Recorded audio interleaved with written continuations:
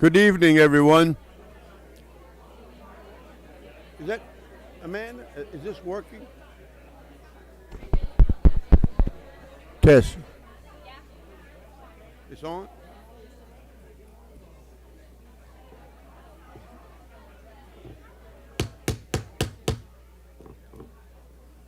Good evening. Is the intercom working? Good evening, everyone. I don't know if our intercom is working or not, but it's about that time. I'd like to ask that we all begin to take our seats if we have enough of them. And first of all, I want to welcome everyone here tonight. And without further ado, I'd like to call this meeting to order. I'd like to ask that we all rise for a moment of silence and recitation of the pledge.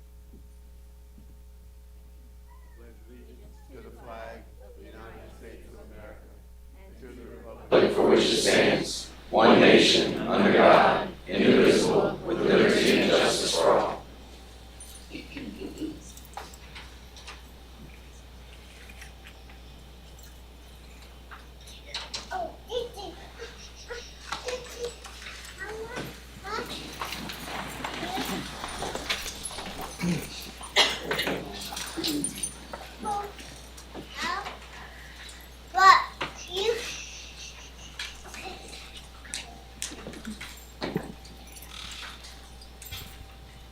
Mike, test. At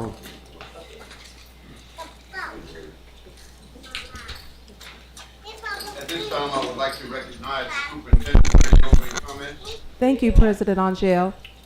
I'd like to start off this evening by recognizing and thanking all of our law enforcement partners that are with us this evening.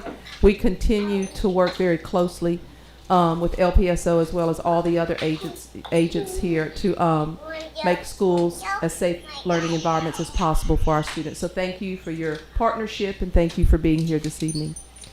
I would also like to thank Senators Boudreaux and Cortez and the Senate of the Legislature of Louisiana for adopting Resolution 138, commending and congratulating LPSS and our outstanding students who finished first overall in the 25th Annual Elementary State Championship Fitness Meet. We appreciate their kind gesture. Our last summer camp is wrapping up this week with students in grades K through 6 participating in a NASA Astro camp where they take spacewalks in virtual reality, build working robots, launch rockets, and explore the surface of Mars, amongst many other activities. Additional camp opportunities offered this summer included a variety of enrichment opportunities that our kids definitely enjoyed and benefited from educationally. I would like to congratulate Prairie Elementary Counselor Layla Touchette for receiving a 2022 National Certified School Counselor Award from the National Board for Certified Counselors. This award recognizes school counselors who have invested extraordinary effort to meet the needs of youth in their communities or who have developed powerful, impactful suicide prevention initiatives in their community. Congratulations to Ms. Layla for earning this wonderful recognition. Last month, the Ovate Como High School speech team competed in the National Speech and Debate Association International Championships in Louisville, Kentucky. The Como High team had 3 students reach the final rounds of main stage events, more than any other competing school. Junior Kylan Williams placed 3rd internationally in dramatic interpretation, winning a $1,000 scholarship. Senior Peyton Poole placed 2nd internationally in dramatic interpretation, also bringing home a $1,000 scholarship. And junior Jarkeelan Ismail is the 2022 international champion in program oral interpretation. Jarkeelan won a $2,000 scholarship and automatically qualified for next year's championship in Phoenix, Arizona. I would like to remind the community and everyone here this evening that our Love Our Home giveaway has started. Tickets are on sale now. You can get your $25 tickets for a chance to win a brand new home donated by Manual Builders. Portions of all the proceeds raised will go to support the schools in the Lafayette Parish school system. You can purchase tickets at www.loveourschoolsfoundation.org. Thank you, Mr. President, and this concludes my opening statement. Thank you, Ms. Trustlaff. Next on our agenda is board discussion or action concerning prospective litigation. I'll make a motion that we go into executive session. I'll second. A motion by Ms. Latcher, second by Ms. Morrison, that we go into executive session. Any questions or comments, members of the public? Members from the board? If not, Madam Secretary will call for the vote.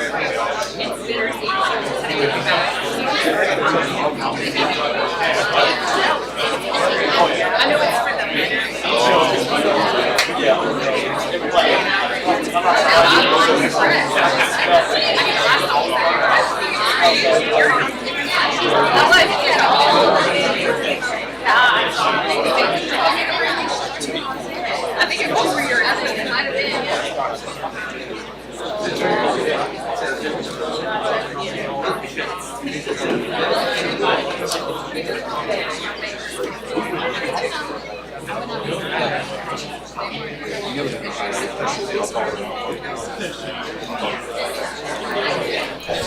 President, I move that we return to regular session.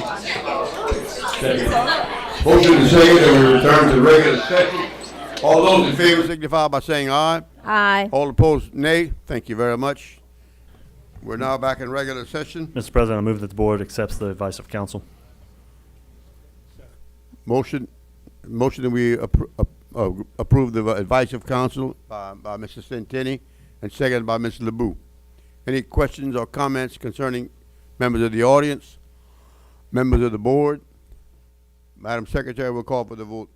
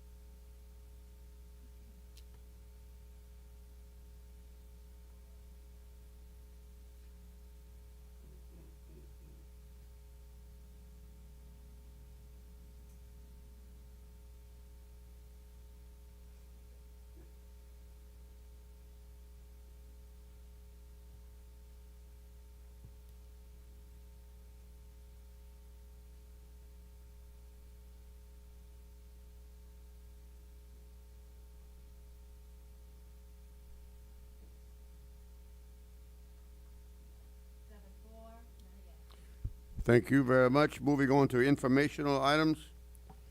3.1, academics, arts experiences for all this presentation. Mr. Guidry? Miss Guidry, excuse me. I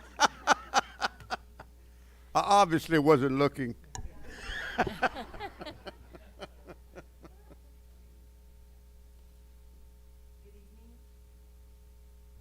Good evening, Board President Mr. Angel and other board members, Superintendent Trostclair. Thank you for the opportunity for us to share the exciting new program, Arts Experiences for All. Our vision is that every student pre-K through fifth grade will receive in-school and off-campus experiences in all art forms.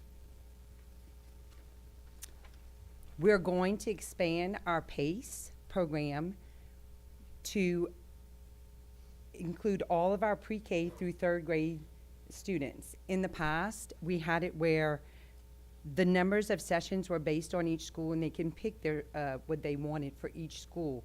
But now we're offering it for all of our students. All pre-K through third grade students are going to receive 16 sessions of PACE in either visual arts or movement. We're going to bring the high school bands into the fourth grade classes or into their schools, and they're actually going to perform for those students. This is going to be a win because they're going to be performances and an audience. But it's also going to help our bands build their programs. So in fourth grade, they'll get to see it, and then hopefully they will want to join the band in the fifth grade. We are partnering with our local arts organizations to provide off-campus opportunities to performances and museums. We're excited that none of this could happen without our partners.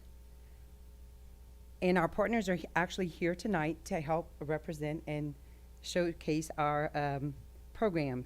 We have Acadiana Center for the Arts.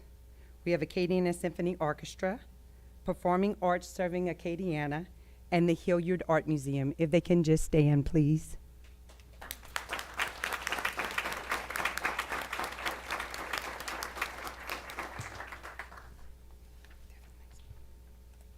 I'm going on to our cost and student impact.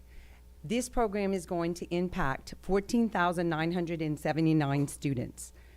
And the total cost per student for the whole entire program is $29.94, so under $30. for all of our students pre-K through 5th grade.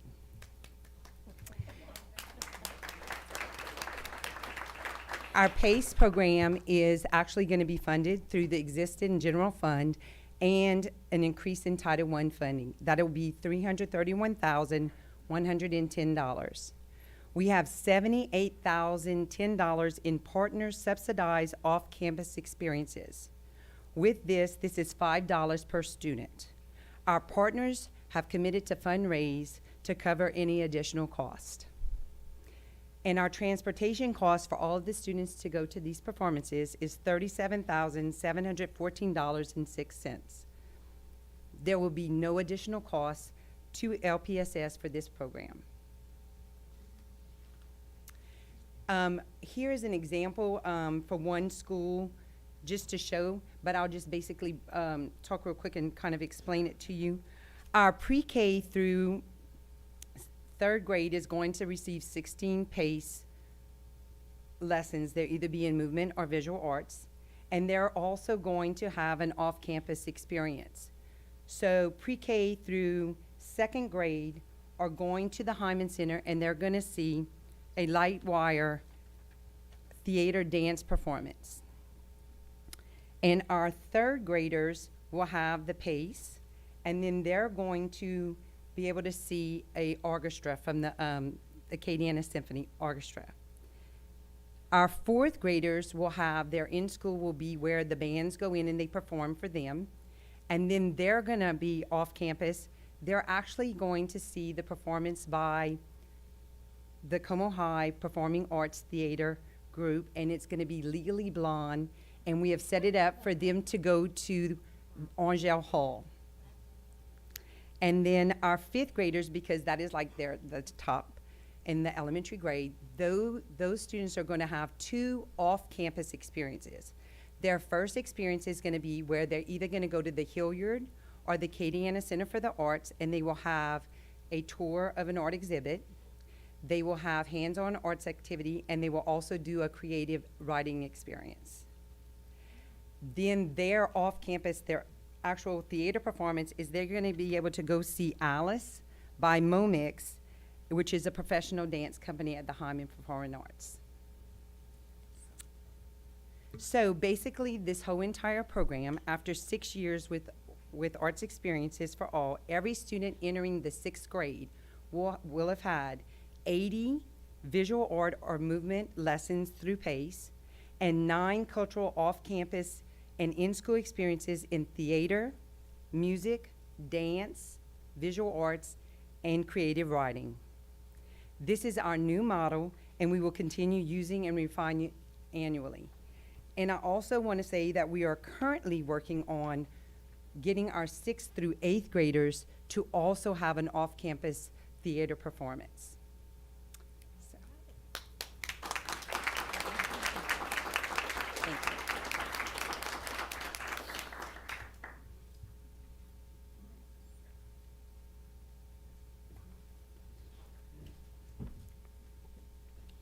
Next on our agenda is item 3.2, Reading for Rewards Program. Mrs. Morrison? Yes, I'd like to invite Mr. Brett Baroyd from Kiwanis of Lafayette to tell us all about the Reading for Awards program. Okay. Thank you, Ms. Morrison, and thank you, board, and welcome everybody. I'm happy to be here to talk to you guys again today. I don't know if you remember, I was here last year in July. We talked about this program that we had just started up. So this is our 2nd year, but our first full year. So I just wanted to come back and kind of give you an update on what we did last year and some of the things that that where we're going with this program. So we are all with the Kiwanis Club of Lafayette. We're also all members of the Rewards for Reading Committee within the Kiwanis Club of Lafayette. So my name is Brett Bayard. I'm a former president of the club, and I am the chair of the committee. I've got also, when I'm not a Kiwanian, I'm also an engineer with Mater Engineering. I've got Casey Bear. He is our current president of Kiwanis Club of Lafayette. He's also vice president, one of the vice presidents of Evangeline State Bank. Got Laura Haynes. She's also one of our board of directors, and she's marketing director for Acadian 15. And finally, Brent Frick. He's one of our members, and he is a principal architect with O'Rourke and Frick. And the reason I mention what we do our careers is because we're all volunteers. Our whole club is made of volunteers, and everything we do is volunteer based. So I just wanted to make sure we point out that we're all volunteers here, and this presentation was put together by a volunteer. So please just bear with me on that. All right. So anyway, we're talking about the rewards for reading program. So this guy right here, a good friend of mine from Metairie, he's the one who started this program in the Metairie area. The Dawnbusters Club is a Kiwanis club over there. They started about 16 years ago. It began with one bike at one school in Christmas time and one bike in one school at the end of the year. And it morphed to an extravaganza where there's these big parties. They do some of them twice a year, some schools once a year. They give away a bunch of bikes, a bunch of music, MP3 players, and other types of prizes. They have mascots. They make it a big deal. And they see a lot of good results from the program as far as reading. And so this is what we wanted to do. I went to a Kiwanis district convention a few years ago and saw this program and said, we need to bring it to Lafayette. And that was what I wanted to bring to Lafayette. And really, hopefully at one point get to where we can have the mascots and have the big things. And thinking it would take us several years, but I think we might be a little ahead of schedule. So the concept's really simple. It's really just an add-on to what you guys already have, which is your accelerated reader program. So we're not asking your schools to do anything other than continue what they're doing. Just keep track of their kids' reading and meeting their AR goals. The idea is you get a kid gets an AR goal, they reach their goal, they get a ticket, and they put it in a raffle box. If they keep reading more, they get more and more tickets. So that we don't have to stop at goal, we get to more than goal. And I'll tell you, we have kids that are meeting goals 4 or 5 times over now, which is pretty cool. So last year, mid-December, we got notified that Home Bank was giving us a big donation to get started. Almost enough to buy 2 bikes for school. So our club decided we're going to make the commitment, we'll buy the 2 bikes for school. So I found out in December, I called 2 of your staff members, Catherine Guillory and Randy Bernard, and they were all on board. And within a couple weeks, we put together a program. When the kids came back from Christmas break, they saw this in their emails and online that we had this new program. So we rolled it off second half of last year. We bought the bikes. If you remember from last year, I told you there's a COVID shortage on bikes. So it took us forever to get the bikes, but we eventually got 2 bikes for school to meet our commitment. But we had so many donors that started rolling in. We raised so much money. We had the 2 bikes. We also had 4 scooters. We had a bunch of gift bags and other things that we gave out to every school. So that was last year. It was still COVID protocol season, so we were doing these from outside in Zoom. So it wasn't very exciting. We had a table out with a little laptop, and we would talk in front of the laptop, and we'd pull the names, and we can hear the roar from inside the building as the building shakes, all the kids getting all excited. It was literally something. It was pretty cool. So I'm an engineer. I like results. I like to see the numbers, and so I want to see that we're doing something. So this was generated by your staff last year to kind of give us an idea of what we think we accomplished. AR tests taken in the first half, which was before we got started that previous school year, 140,000. And then in the spring semester, it went up to 222,000. And they attributed to mostly our program because nothing else had changed in that time period. And so that's a 58% increase in participation, where they attribute to our starting midstream. And before I go any further, I just want to say that nothing I want to say here today is taken away from what your schools are doing and your principals and your librarians. We've all met so many of your librarians and principals. We work with them now, and you've got such great staff, and they're really doing a great job. And so just consider us kind of like maybe a turbocharger, but they're doing the heavy lifting. They're doing the big work. We're just trying to give them some tools to work. So I don't want to be taking anybody's credit because they're doing the hard work. So this year we started early. We bought 100 bikes this year instead of 50 bikes, 4 per school, and we got them all in September, got them all delivered at one time. We loaded up in our trucks, and we bought them all in September of this year. And the reason we did that is we put them out where the kids can see them. And they spent the whole school year looking at bikes and knowing what those bikes are about. That signs, they didn't need to put the signs. The kids knew what was happening because they had it last year. And so that really motivated the kids throughout the year to read. But as we continued through the school year, we continued to raise more money, and we actually were able to get a lot more prizes. The 2 gentlemen not included, we got 4 scooters, We got a bunch of gift bags. Canes came through. We picked up Canes as a pretty good sponsor. They gave a bunch of gift bags and more meals than I know how to count. And then Cox came in and gave a laptop for every school. So we actually had a Chromebook for every school, which was really the grand prize, and the kids loved that. And we finally got our big event. So we were able finally to meet in person. This is J. Wallace James Elementary, which was probably the biggest event of all of them, where we put all the kids in that one room, and they had a blast. We broke out our own personal mascot, which is the Kiwanis Rex, and so he showed up. But for at least that school, we got some superheroes to show up, and we're going to try to do that for as many schools as we can. We had the Mandalorian, for those, your kids know who these guys are. The Mandalorian on the left, you had Ant-Man from Marvel on the right, and a Ghostbuster in the middle. And we actually, on that same day, we had a Disney princess, Elsa. That was at J. Wallace James. When they walked in, the building almost fell down. It was electric in that building. It was amazing. We also, with the help of Cox Communications, who was our big sponsor, the major sponsor this past school year, for our first event, they actually brought in a Super Bowl champion. That's Malcolm Mitchell. He played for the Patriots. He came in and gave an inspirational speech, and he was very amazing. So we've had some really good events. And so I tell you, and they'll all tell you, when we do these events, we've seen so many cool things. I'm gonna go over some of the data, but it's kind of what we're here for and what we do and why we do this is to what the Kiwanis is about. I didn't really go over our mission statement, but Kiwanis is about helping the lives of children and improving the lives of children, and so that is what we do. So we do have some program feedback, which again is what I'm really into. This first page was directly from your staff and some of the data that we got this year.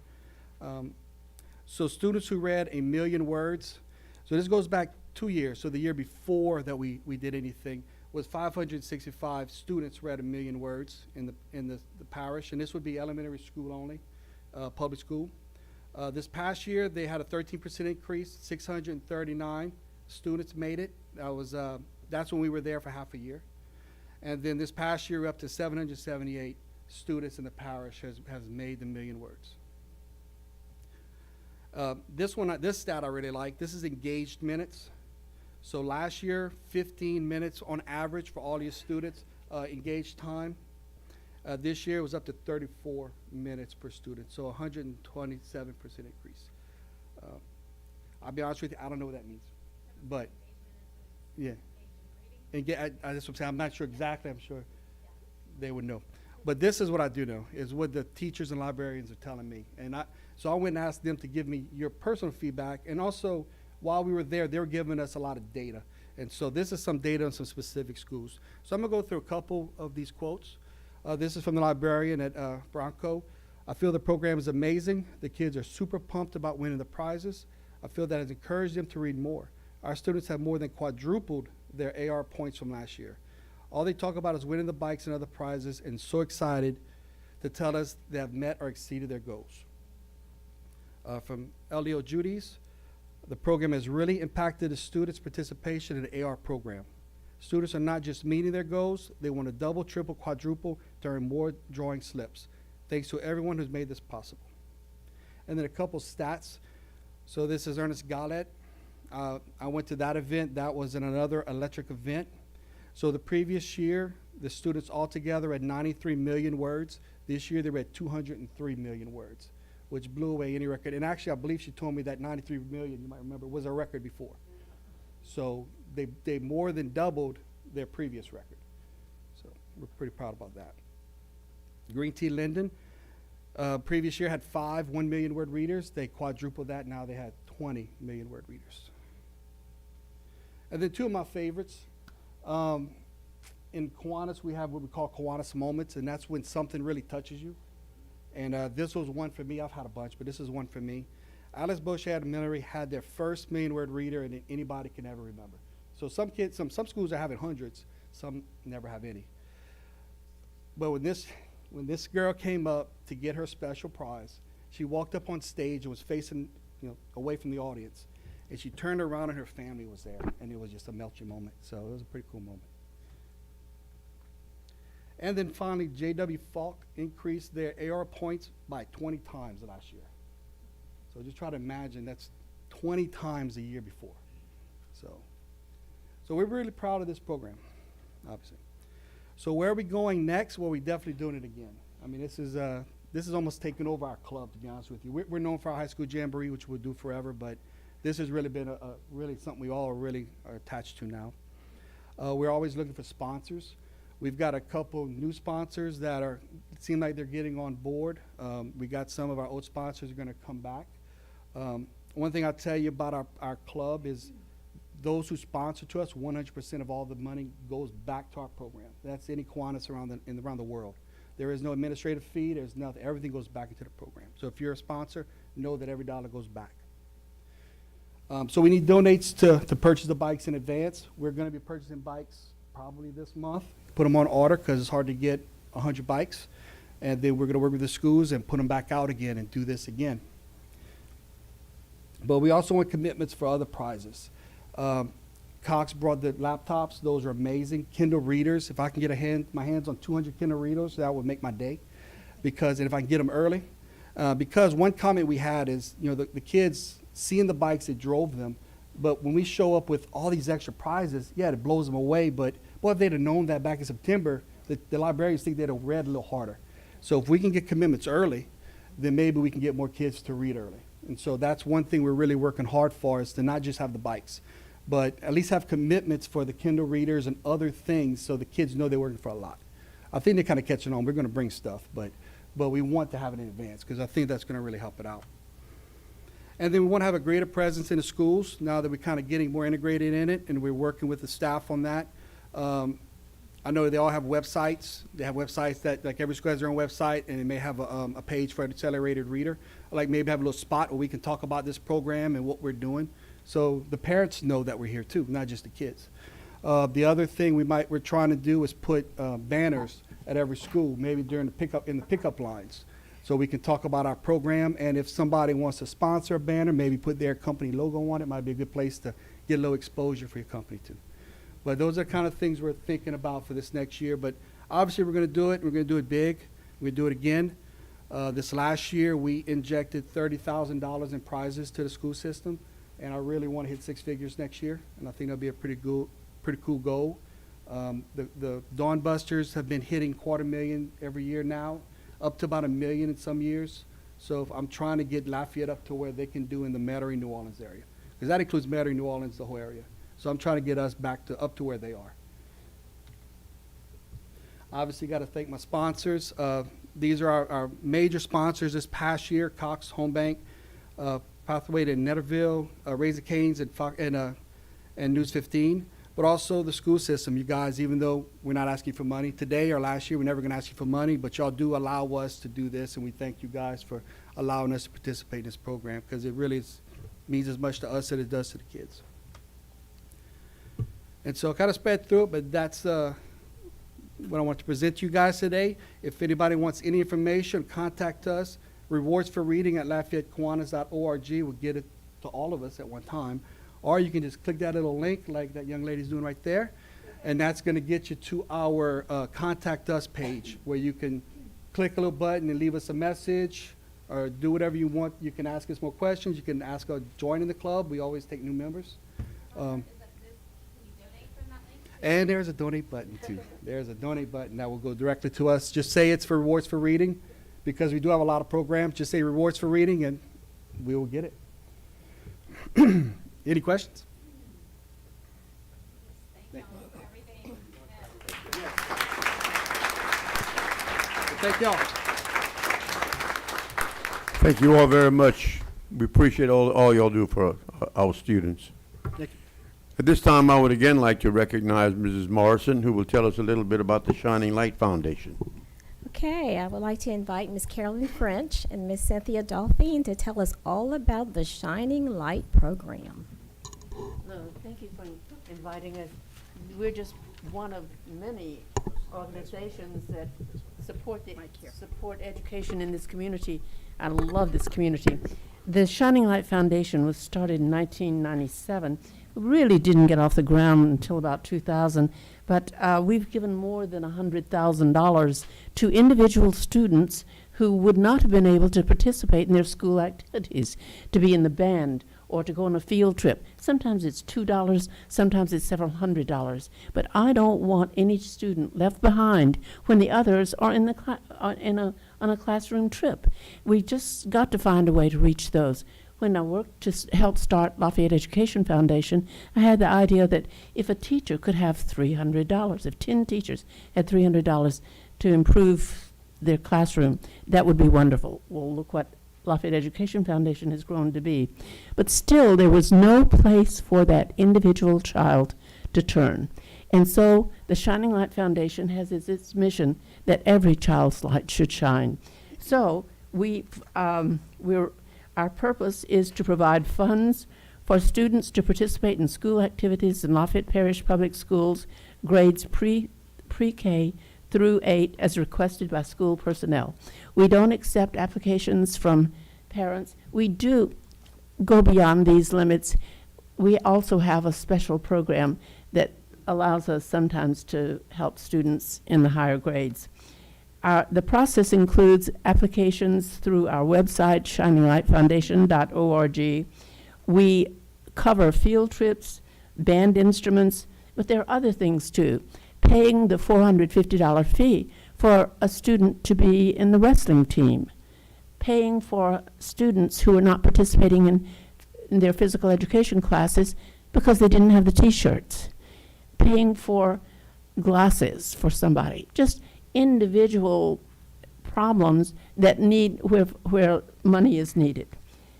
The teachers have been so cooperative. Teachers and counselors have taken time to fill out those applications. I was a former teacher, and I know that they don't have much spare time. On our board, Cynthia Dauphin, many of you know, she was a teacher. She's the vice president of Shining Light Foundation. Michael Huber's on the board, and also Mary Morrison's on the board. And we have a group of volunteers. Some have been with this group for decades. We're really very effective.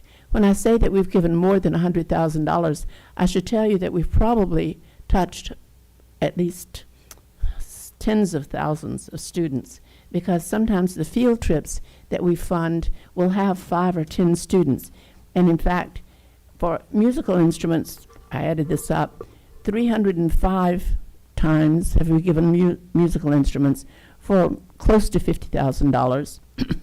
And then the field trips, 1,516 grants, sometimes covering 10 students, and that's another 50-something thousand. So the source of our funds is personal donations, some corporate funds. Every now and then we have a fundraiser, the bash, and Nick and Joanne have come to our bash out at Vermilionville in the past, and I don't know if we'll have it again because of COVID, but the local musicians volunteer their time, and we really have a great Zydeco bash. So what we need now from you all is permission to email information to the principals, the counselors, and the teachers. And I think that we probably will be able to reach everyone. Cynthia is very effective in helping us reach out. Do you have any questions? So this is just one example of what one person can do. You have an idea, but it wouldn't really happen without a group of friends around you and a very cooperative school system and school board. And we thank you very much. Thank you, Ms. Carolyn. We thank you and your organization for all that you do for us. We appreciate it. At this time, I'd like to recognize Mrs. Trusclair, who will give us some insight as to the Love Our Schools giveaway. Ms. Trusclair? Well, I'm going to actually ask that the Love Our Schools representatives go to the podium and talk to us about the many initiatives and the Love Our Homes giveaway as well. Ms. Erica Ray, thank you.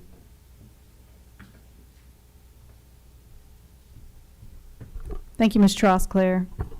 My name is Erica Ray, and I represent the William C. Schumacher Family Foundation, a co-founder of Love Our Schools, and Dr. Schumacher's in the audience this evening. along with the Pugh Family Foundation, Mr. Nick Pugh sitting here also. The Stuller Family Foundation, Mr. Matt Stuller couldn't be here this evening. So, you know, we have supported Lafayette Parish School System since 2019 in several ways, and we're very excited to tell you that we have found another way to support everyone. So with the generosity of manual companies / manual builders and Corrette Farms, drum roll please.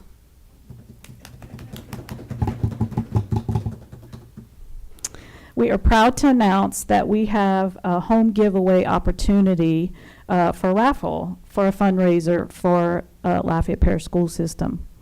So this lovely home is in Corrette Farms, which is Upper Lafayette, south of Carencro. And our tickets are $25 each, which was a great opportunity for everyone to buy a ticket.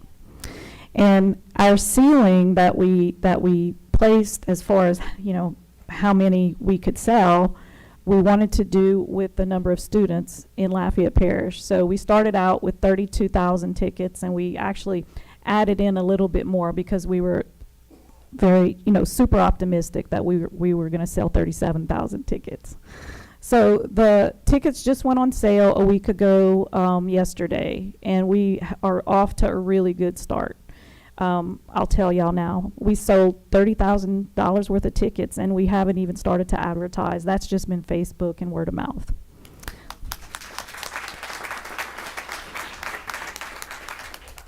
So we're excited about it. And, you know, the cool thing these days, right, the QR code, as you saw with the Kiwanis. And so start looking for QR codes, because we're going to have them on stickers. And, you know, it's great. The Kiwanis were here this evening because we wanted to have an opportunity for in-person ticket sales. And so the Kiwanis were generous enough to allow us to partner with them to sell in-person tickets at the high school jamboree that's coming up. I think it's on the 25th and 26th of August. It's my birthday. But we're so grateful that you guys have allowed us to support the schools and the kids. And Dr. Schumacher and Carly Amalabar, by the way, is our new executive director for the Schumacher Family Foundation. And we were working on a grassroots campaign utilizing our different contacts. And Carly and Dr. Schumacher came up with a saying that schools are the places where communities are built. And we truly believe that, and we're happy to support the schools and the kids. Thank you.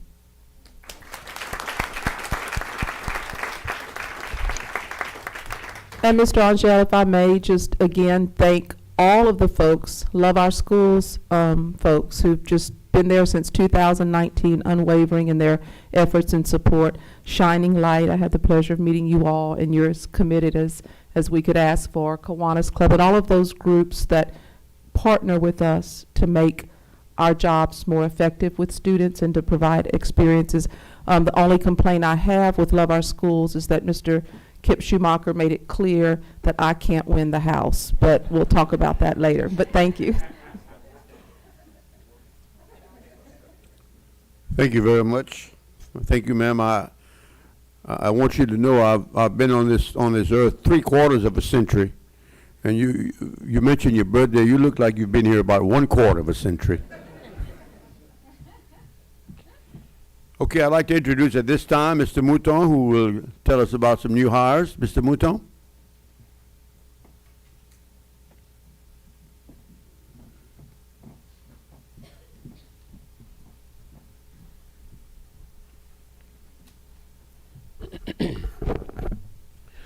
Good evening to Superintendent Trosclair, Mr. Angel, and the board. I have the awesome privilege of introducing two new high school principals this evening.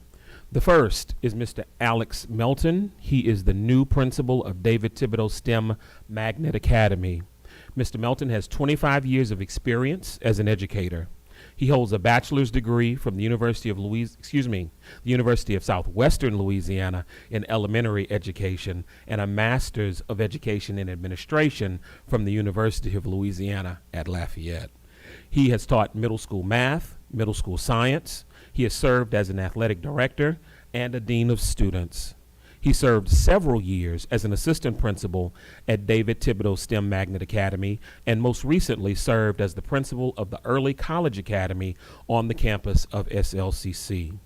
During his time as principal at ECA, the school grew, and this spring, the school was recognized as the highest scoring school in the state of Louisiana. Mr. Milton is thrilled.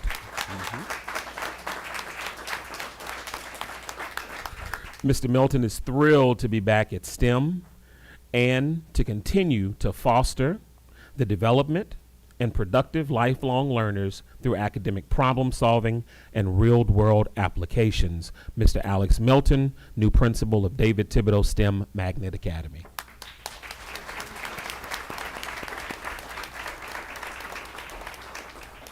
Thank you, Ms. Bouton. Good evening. I'd like to say first thank you to Dr. Rabelais, Ms. Touchette, especially Ms. Aloisio for always answering the phone and solving my problems. Big heartfelt thank you to Superintendent Trosclair for having the faith in me. To the board, thank you for this awesome opportunity to return back to David Thibodeau STEM Magnet Academy, which in the next several years will be ranked among the top schools academically in the state while offering a full palette of extracurricular activities for all our students. Thank you to Mr. Jeff Debates for being the first and only principal to this point at David Thibodeau and for getting it to the point where it is today. Myself, our awesome administration team of Ms. Monica Guillory, Mr. Cale Broussard, and Ms. Sherry Livesay, along with the students, the parents, the teachers, the staff, the custodians, everybody involved, we'll use that platform that Mr. Debates built as a springboard to propel ourselves to even higher standards and achievements. Thank you to Dr. David Thibodeau and his family for inspiring STEM and not only inspiring a school, but affecting many generations across Lafayette Parish over the years he was here with us. Thank you to my family, of course, my wife, Mandy, and all my kids for always being supportive and patient and understanding when school duties call. And I would like to say that I am very humbled and proud because I believe in what Lafayette Parish does. My entire household, myself, my wife, my kids are product of the Lafayette Parish school system, and it is an honor to give back to a system that has given so much in education, the valuable gift of education to our household. To the board, anytime you want to stop by, see what's happening in the classroom, please do, don't hesitate, because it's not only our school, it's your school. Thank you.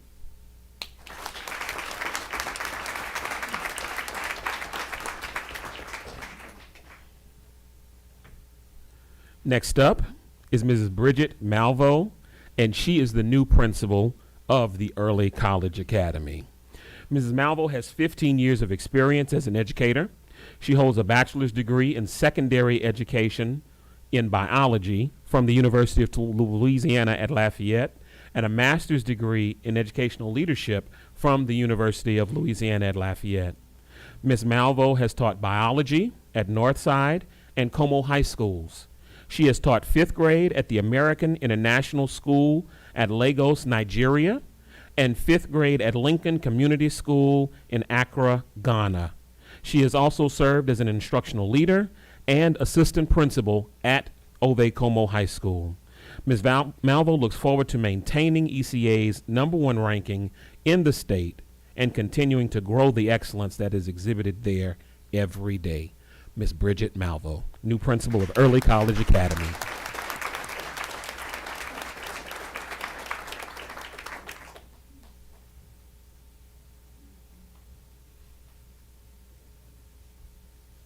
Thank you. Good evening. All right, I have a speech. It is with great pleasure that I stand before you as the new principal of Early College Academy. I, too, like Mr. Melton, am a product of the Lafayette Parish school system. I graduated from Carencro High School. I would like to thank Ms. Trosclair and the board members for this opportunity to lead an amazing group of teachers and students. I would also like to thank my husband, kids, and mom for the encouragement and support as I embark on this new journey.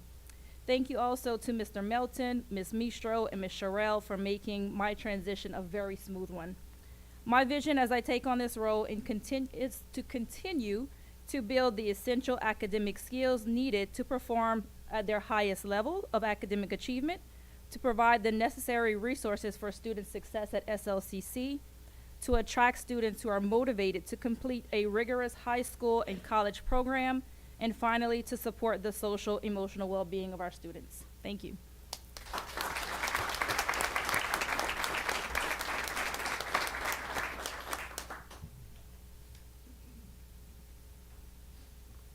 Thank you. Thank you both, and we wish you both the very best.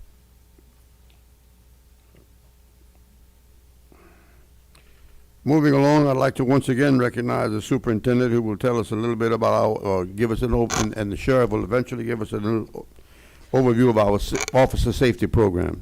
Ms. Yes, Trostclair? I would like to introduce Sheriff Mark Garber, who will give us an overview of some of the important work that they've done with us and continue to do and collaborate with us on a regular basis. Sheriff? Thank you, Superintendent Trostclair. Thank you to the board for the opportunity to once again address you all about this very, very important program that you all decided to start and fund back in 2018. For those of you who are not familiar with the particulars of the program, we are at 45 public schools. We have a robust intelligence apparatus. We have additional officers who back up whenever SROs have to be out for various things having to do with family, leave or things like that. And I want to recognize and thank the school board for having the foresight to implement such a program and to maintain it. I know it takes a very big commitment to do so, and I think that there's been ample evidence of the need for us to protect our most precious resource with recent public events. Before I begin a couple of targeted remarks to update you on some significant developments, I do want to recognize 6 gentlemen who are in attendance here with me tonight, fellow law enforcement professionals. I have the Broussard Chief Vance Olivier. I have Scott Police Department Chief Chad Leger, Karen Crow Chief David Anderson, Dusson Police Department Kip Judice, Youngsville Police Department Chief Ricky Boudreau, and Lafayette Police Department Monty Potier. These gentlemen lead the agencies that are my partners in this program, and I'm very, very fortunate to have such great partners who are professional at all times and dedicated to their work. So thank you, gentlemen. Thank you for being here.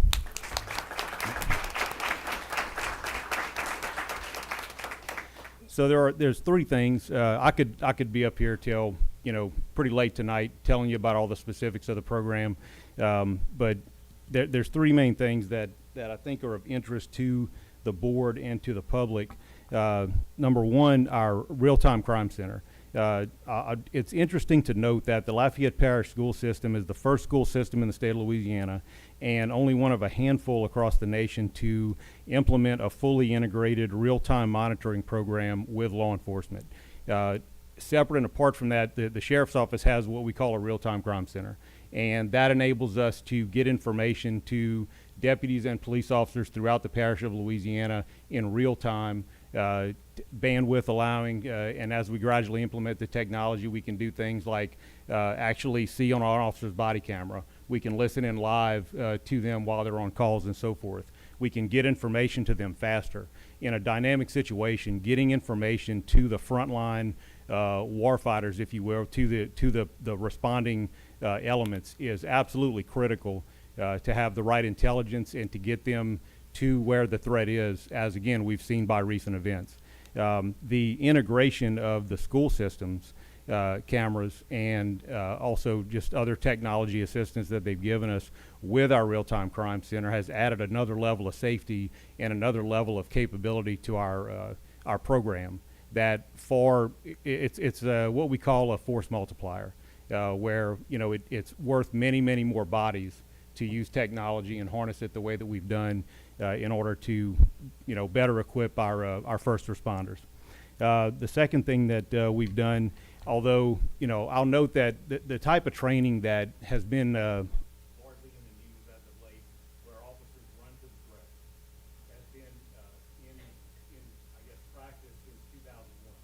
In 2001, I personally was in Texas teaching the first active shooter responses, where we shifted our doctrine from a contain and isolate model, where we would just isolate the threat and hold till we got other resources there, negotiate, and then eventually go dynamic goes and eliminates the threat.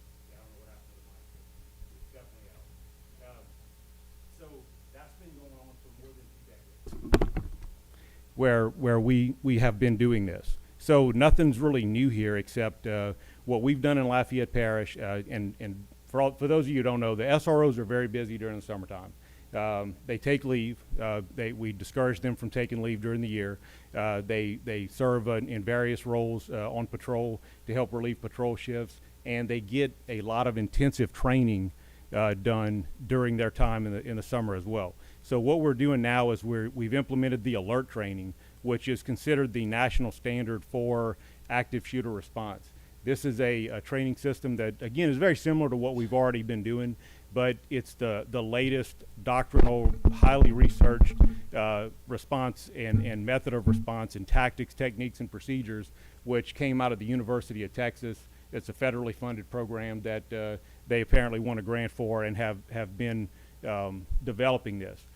They look at every active shooting incident and then see what can we improve, what can we make slight incremental improvements, and that is what we're bringing to your SROs at this point.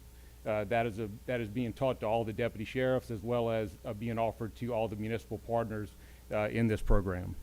The third thing that I want to mention to you all is that the implementation of radios at the schools, police radios, has been accomplished in its entirety, I think, due to it took a lot of work. It's not an easy thing to implement a base radio. What we call a base radio is like something that you would see at a dispatch console.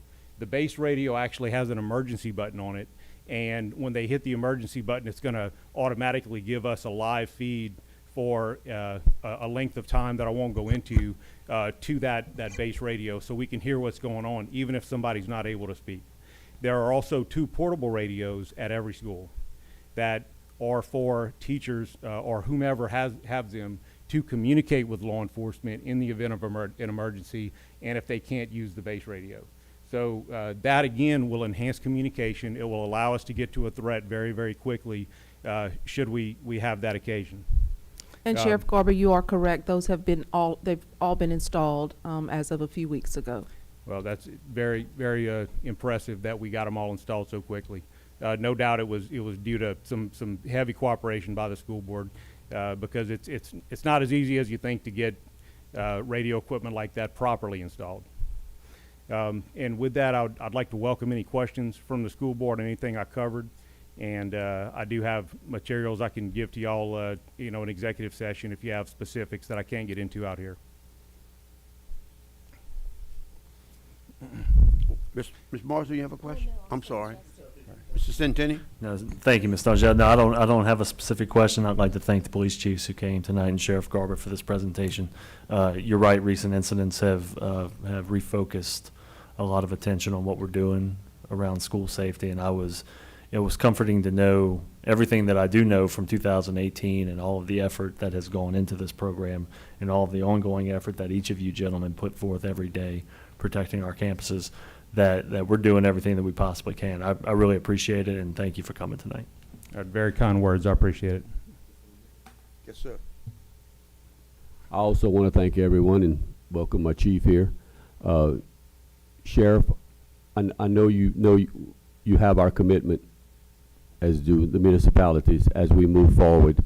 And some of the things we'll try to do as a board to make your job easier or to work with you, because we know if and when a threat occurs, which we hope one never does, that if there is anything we can do sitting here to make your job just a little bit easier, please feel free to ask, because let's not ever have to say we could have or we should have. And I know some things we do we take heat for, and that's okay. But at the end of the day, I think it's a great partnership, and we thank y'all, because just knowing y'all are there makes it just a little bit easier, because, I mean, our children and our employees, I mean, human life is a very important thing, and thank you for all y'all do, because we know if it ever comes to it, y'all are there. Thank you. Yes, sir. Thank you, Mr. Lotchley. Mary? Yes, Ms. Morrison, I'm sorry. Yes, my question is, like, whenever these unfortunate events happen, do you and your team, you get together and review, like, say, like, what would we have done, and kind of learn from, like, what was not done the way it was supposed to be done, or just kind of learn from it and have a discussion? I'm sure you do, but I just wanted to kind of know about that experience and how you conduct those meetings. Yeah, you know, the police in general are really good at some things, and one thing that we're really good at is what's called an after-action review of things that happen in other jurisdictions, because we assume that it's going to happen here. We obviously don't want that to happen, but we have to assume. That's what you pay us for. That's what you've hired us for, or elected us for, is to assume and be as ready as we possibly can. So absolutely, we look at the good, the bad, and the ugly of each one of these events. You know, the elephant in the room is, you know, that Uvalde, you know, obviously it took way too long. To me, you know, I wasn't there, obviously. But it's embarrassing to me as a law enforcement professional that some of the things that have come out of it, I should say, are embarrassing to me. I have every confidence that the officers and the deputy sheriffs that work in this parish would not have handled it the way it was handled in Uvalde. I have every confidence that these officers and deputies would have quickly gone to that threat and risked their lives, which is what they signed up to do. So, you know, and we train intensively. We train with simunitions. We train with these realistic simulators with giant screens like you would, you know, expect that we would have. We have that. We train with those. We train them in scenarios. We weed people out who show any sign of hesitation, and we put them in a different assignment. We do all these things to ensure that we have the best possible capability at hand at all times to respond like you would want them to respond. You know, there is literally nothing more that we can do right now to be ready for an active threat. We're all human beings. Nobody's perfect. You know, I'm certainly, you know, no one is, right? So we're never going to have a perfect response to an active shooter because, but, you know, I think that we have gone a long way here. A long time ago, we were ahead of the curve in 2018 when we started this robust program. And I'm very proud of the program that we have in the field right now today. Thank you. Yes, ma'am, Ms. LeBou. Ms. Mason, sorry. It's okay. I just wanted to echo my fellow board members' sentiments and also say as a mother in our school system, I'm really thankful that y'all are here. Yes, ma'am. Thank you. Thank you. Mr. Broussard? Just want to echo what everyone has said, and thank you for your service. Thank everyone, all the police chiefs of different municipalities, for your services. I wish the public would know the little things that y'all catch before it turn into big things. Being in the circle that I'm in, knowing the many challenges that y'all have in some of the schools, and that can lead to major things. That's why we do what we do, and sometimes we make the rules that is unpopular to most of them. I'm hoping that all the training that you and prepared for yourself and for men would never be needed, because you, like everyone else in this room, when you go to work in the morning, you want to go home to your family, and everybody wants to do so. But thank you for your preparedness, and I know because of secrecy, we can't let the public know every little detail that go in, what you prevent, what the officers prevent during the course of a day. But they need to know how stressful, which seems like an easy job. Many don't know how stressful that job is. So maybe someday they might realize how stressful it is. But thank you for your services. Yes, sir, Mr. Broussard. And to your point, you know, I want to just clarify one thing that you commented on. I'm glad you brought it up.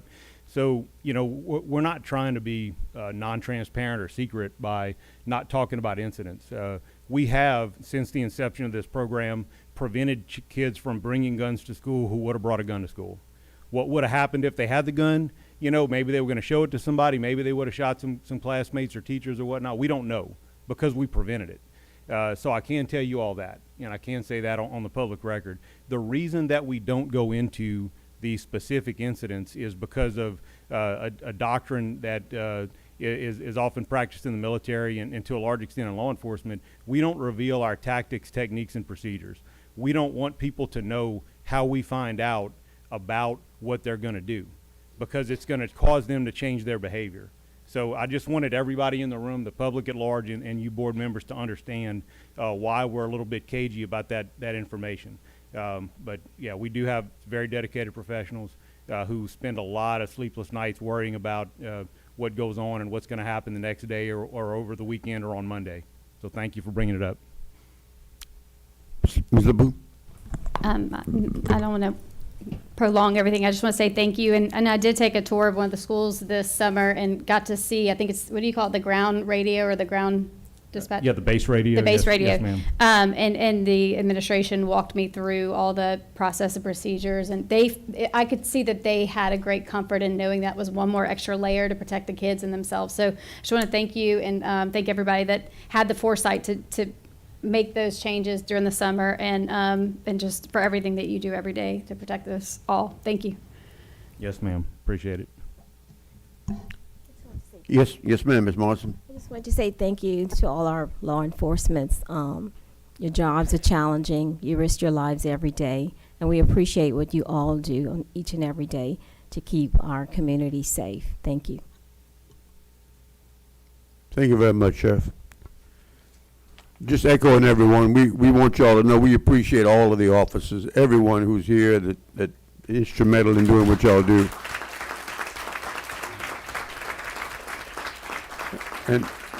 And I would be remiss if I didn't mention the chief who represents us in Karen Crow, Chief Anderson. Chief, thank you.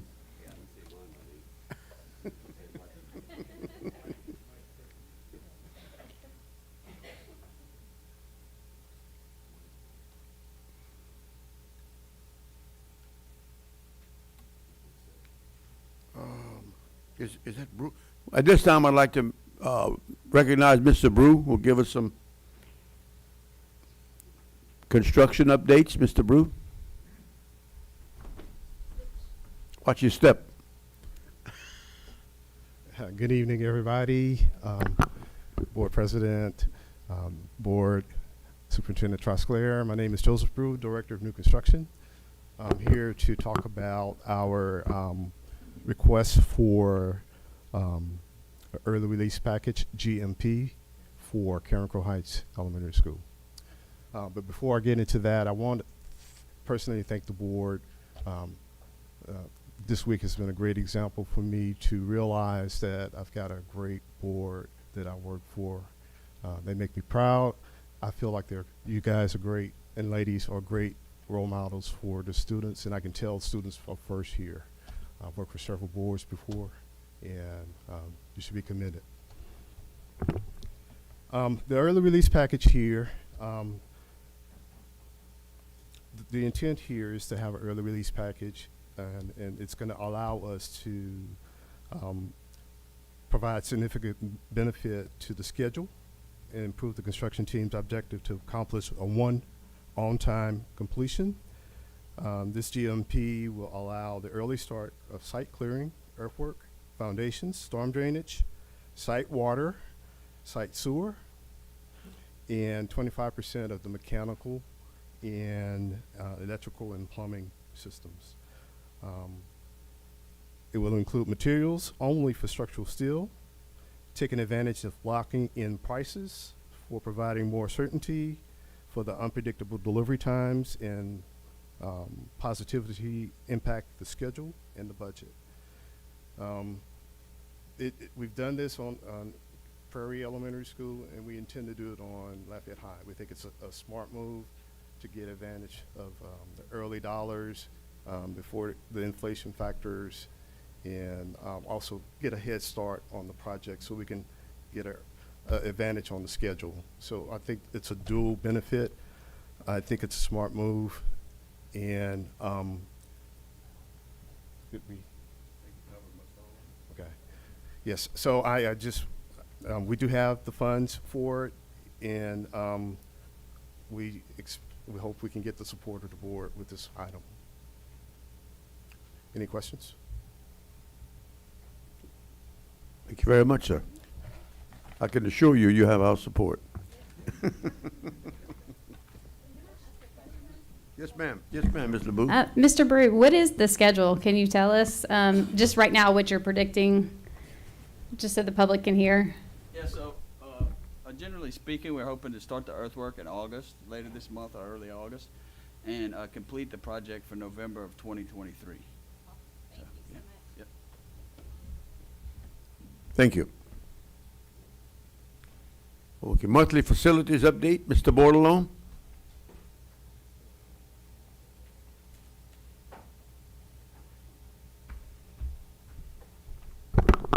Good evening, members of the board. Kyle Bordelon, Director of Planning and Facilities. In your packet is the monthly facilities update. If you have any questions, I'll be glad to answer those at this time.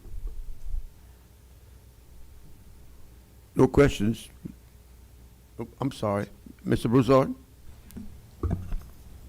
Mr. Bordelon, a question I posed to you earlier, I'm going to, a few people asked me about that same question, was concerned why it was put that way. So now I can go back to him and explain what you explained to me why it was done that way. So thank you for that. Okay, thank you, Mr. Broussard. Ms. LeBou? Do we anticipate any delay for Broussard Middle, the parent drop-off?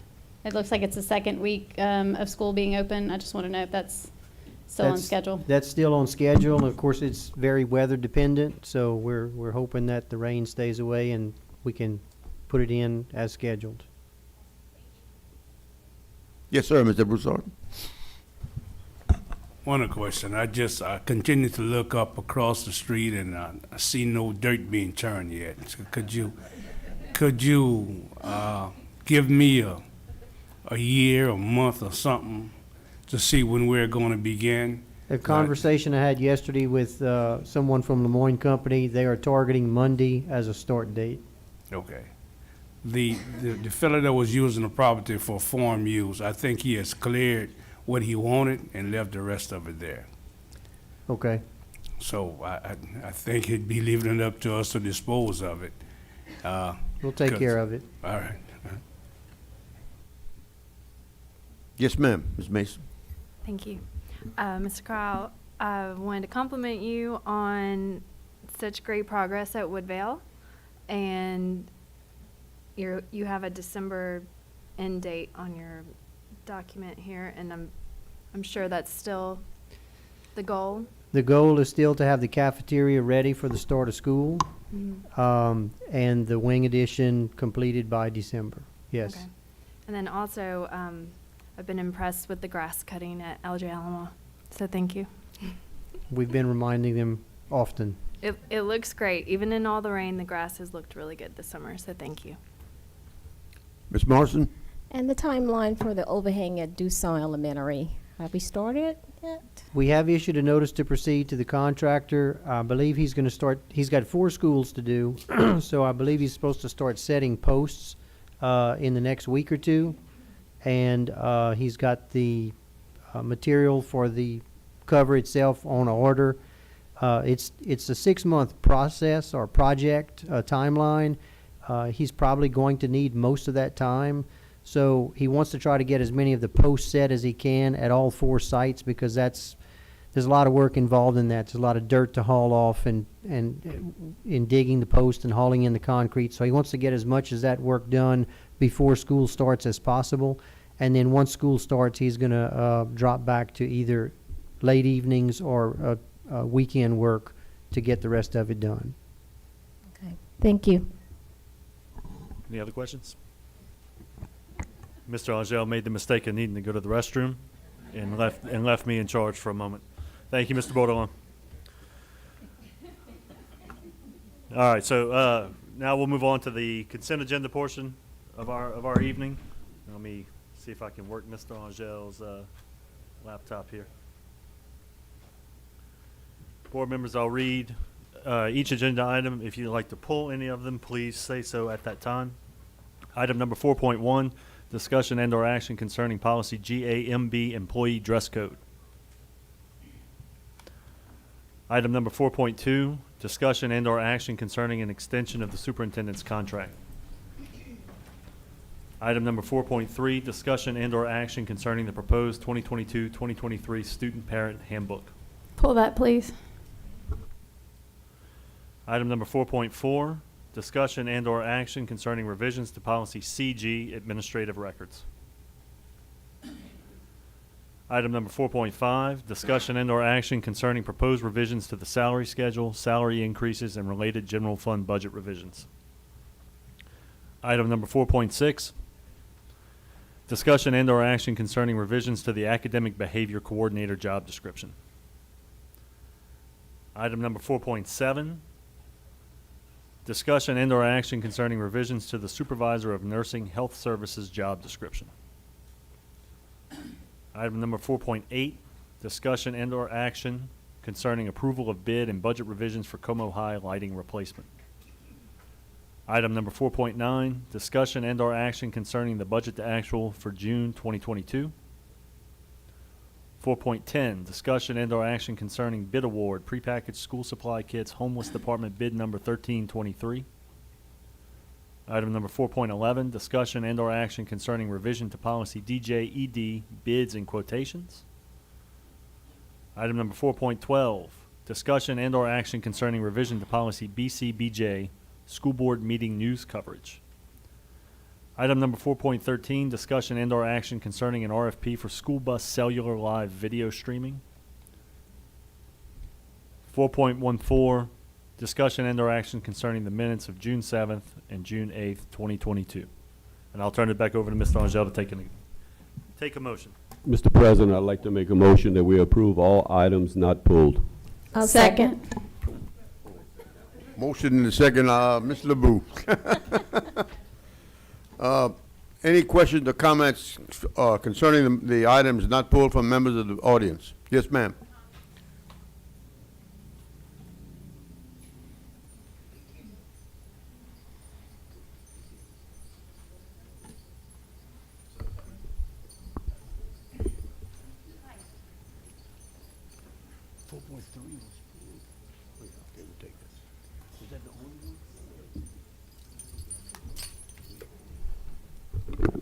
Hi, great school board. I'm Stephanie Skinner Touchette. I'm a concerned Acadianian. And I just want to tell all y'all, I hope everyone's having a wonderful summer. But I have a question on, what was 4.1 again? Oh yeah, is that for the students or is that for you? Okay, are you talking about the students' dress tonight or no? That's in item 3. Okay. That's the one that was pulled.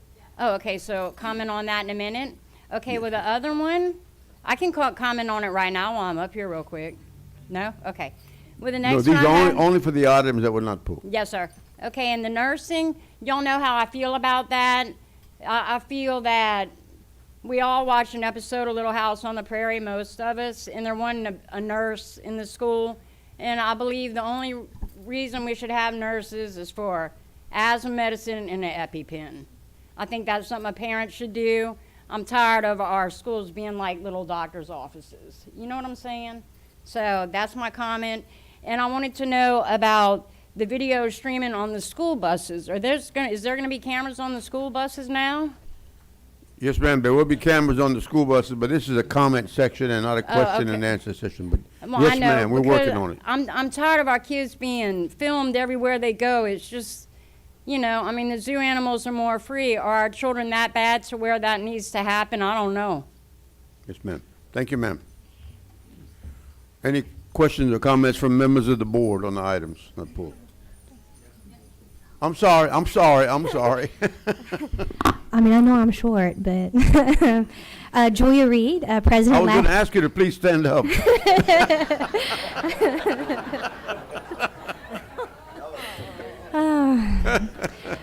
Okay, Lafayette Parish Association of Educators. We are asking that you not eliminate the school employee dress code. So I'm leaving it up to the superintendent. While we love and admire Ms. Trosclair and she's reasonable, and not every person that sat in that chair has been reasonable. And this is not pot shot at Dr. Aguilar. I'm not talking about him.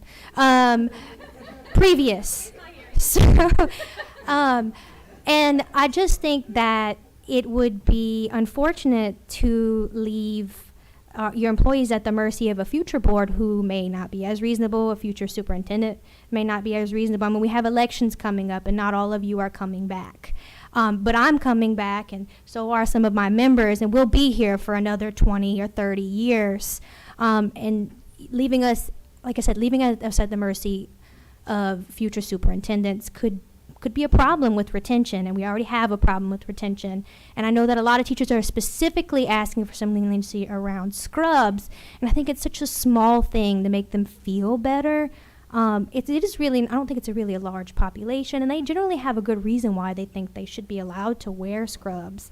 You know, I got my little 10 years of service pin this year. You know, I've gotten up, and you've paid me for 10 years to make choices about how I teach kids and communicate with parents. But, like, you can't trust us to choose whether or not it's appropriate in our context to wear scrubs. So, like, I do believe in professional dress, but we also do have some specific context within teaching that might lend itself to letting someone wear scrubs. So we specifically oppose eliminating this policy. And we would like to see some amendments to it. Thank you. Thank you. And I trust your young one is doing all right. Yes, sir. Nick Richard, Lafayette High School. I had to kind of bite my lip with the short comment earlier. I saw your face. I am also here to address item 4.1, along with what Ms. Reed was saying. My issue with it, by the way, yes, you can see me in scrubs. They are fantastic. And to give a little context, I've lost track of the number of slacks I've ruined. I'm a science teacher. I'm in charge of parking at Lafayette High. And yeah, I don't buy nice clothes. I just don't, because I go through them. Whereas scrubs are durable. I've yet to ruin a pair since I bought them in 2020. And they still fit amazingly. So that's nice. But my concern with maybe punting it to the superintendent is lack of access to the teacher advisory panel. I know of one member only because she's from my school. I have no way, I don't know how to petition the teacher advisory panel, and I certainly don't want to bother Ms. Trosclair with every little email that comes through my head. And so I didn't see anything on LPSS Online on how to contact them. They only meet 4 times a year. So I'd be worried that something like teacher dress code, which I'm sure, you know, the board has a lot of important things. Maybe this isn't important to y'all, but we need a way to advocate for what we think or what we need, like, et cetera. I would offer the alternative solution that makes staff dress a site-based decision. As an example, pre-COVID, yes, those days occurred. Pre-COVID, both the Lafayette High Health Academy and the Science Department were in scrubs because we saw the functionality in them, especially when it came to labs. Boy, chem labs are messy. And so we were doing that before it was fashionable to do so. Showing that they had a utilitarian purpose before all the, you know, sanitizing and cleaning came along. And so I would ask that whatever happens, give teachers this one little freedom, like Ms. Reed said, and yeah, maybe leave it up to our professional judgment if we think scrubs are appropriate, whether the power stay with the board, with Superintendent Trosclair and the TAP, or, hey, call me crazy, local site-based principal decision discretion. Thank y'all. Thank you. If there are no other comments from the audience, any comments from members of the board on the items not pulled? Yes, sir. I just want to take a second and talk about 4.2 and the action concerning the extension of the superintendent's contract, which is something I support 100%. Ms. Trosclair, you were given 4 years back in 2020, and then COVID struck. 2 years of your 4 were taken for basically crisis management, is what you and your staff did. This leaves you 2 years left on a 4-year contract. By extending it 2 years, It will offer you the opportunity to implement your educational plan and strategy. You have put a sound, strong team together. And I wholeheartedly believe you deserve 4 full years to implement what you wanted to implement and to take this school system to where you want to take it. And I just want you to know I was president when you became superintendent. And I'm the one that made the comment in your office leaning on the window that it was going to be fine, and 2 days later it wasn't, so I'm not allowed to lean on that window anymore. But once again, I'm thankful to have the opportunity to offer you 4 years, and just glad to be a part of what you're trying to accomplish. And the item wasn't pulled, but I just wanted to let you know that it was a pleasure to put my name alongside this agenda item.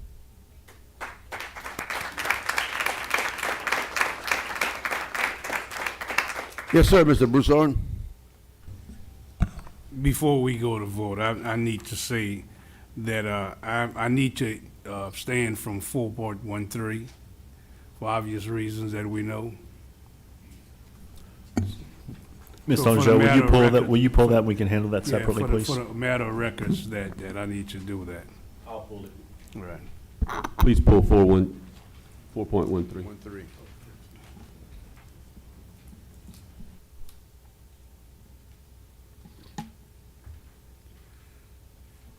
All right, having done that, if there are no other comments, we'll, I'm sorry, Ms. Morrison? I just wanted to say, Ms. Trosclair, it was a pleasure. It's a pleasure working with you, especially during my presidency. Thank you for, the girl power that we shared during that time. And it was a challenging time, but thank you for all you do. And we're so blessed to have you here on our team and leading the ship. Thank you. Yes, sir, Mr. Broussard. I need to echo what was said and the kind words said to you. And someone asked me, how are you doing as far as our leader? I say, we don't know. We don't know what you're capable of doing because we had a flood, a hurricane, an ice storm, a rainstorm. Everything was thrown at us. So, and we made it better than what it was before. So I've got no doubt that the coming years is going to be great. And good luck. Yeah. All right, if there are no other comments, then we'll go ahead and vote for the items that were pulled, which all but 13 and 3.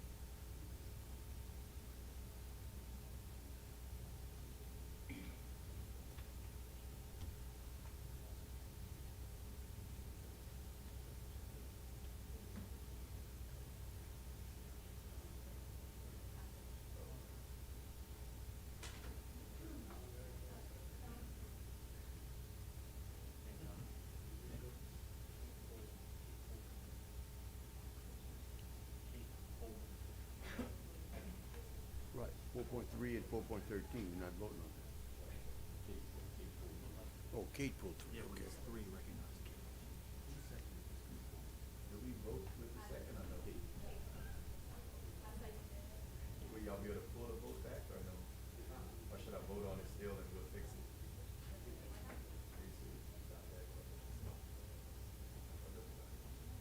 We're voting on everything but 4.3 and 4.13.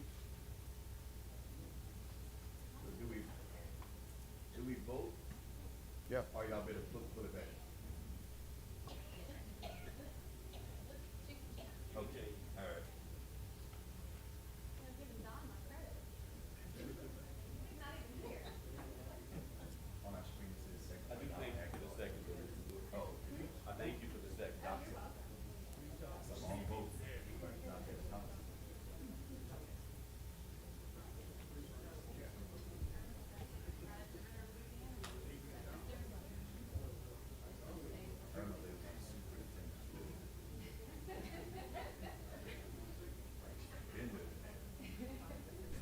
Hey, while we waiting, can we get Ms. Reed to come up here and name names?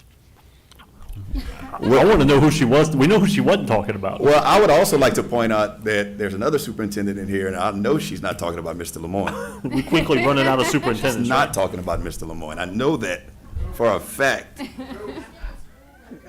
Mr. President, Yes, sir. I'd like to say something. I don't want to embarrass her. But we're going to be saying goodbye to someone. Lee with the advertiser will be moving to Spain. They're taking a job in Spain. And Lee, I want to say it on the record. You are what a reporter should be. You report the facts. You don't put your opinion in there. You don't tell people what to think. When you take a quote, you take it. When you talk off the record, you talk off the record. We appreciate you. You've treated us fairly. You've always reported what has happened. I want to wish you all the best. Stay in touch, but most of all, thank you.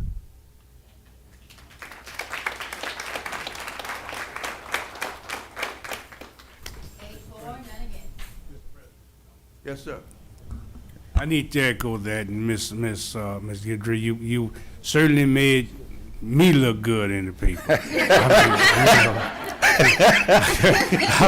I just love reading what you write about me. I mean, did I say that? Did I say that? Best of luck, and if you need a chaperone or anything, I'm too big to put in a travel bag, but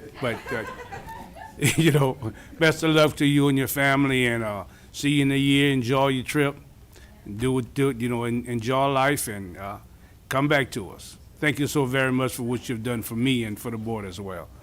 All right. Mr. Broussard, I told her I'm a little concerned. In her articles, I think she made me sound a lot smarter than I was. So in future articles, I mean, it's gonna. I'm done now. I'm done. Evan, the pressure's on. I'll just say thank you to Ms. Guidry. Thank you, Ms. Guidry, for all you do. Really appreciate your service. We're gonna miss you. All right. The vote was 8 for, none against. We will then move on to the items that were not pulled. We have two of them. The first of which is item 4.3, discussion concerning the proposed 2023 student parent handbook. And with that, I'll recognize Ms. LeBouse, and she pulled it. Ms. LeBouse. Thank you, Mr. President. I'd like to make a motion to approve with the amendment that the board strike through the word lunch bags under paragraph A, bullet 3 on page 20, under book bags, handbags, lunch bags, and add a bullet to state all grades, non-transparent lunch bags may not be larger than 9 inches by 6 inches by 5 inches. All other lunch bags that exceed that size must be clear and cannot be larger than 12 inches by 6 inches by 12 inches. Motion and a second. Did you get that? Yeah. Amen. Okay. We went over have it a before. motion, and we have a motion on the floor and a second. Any questions or comments from members of the audience?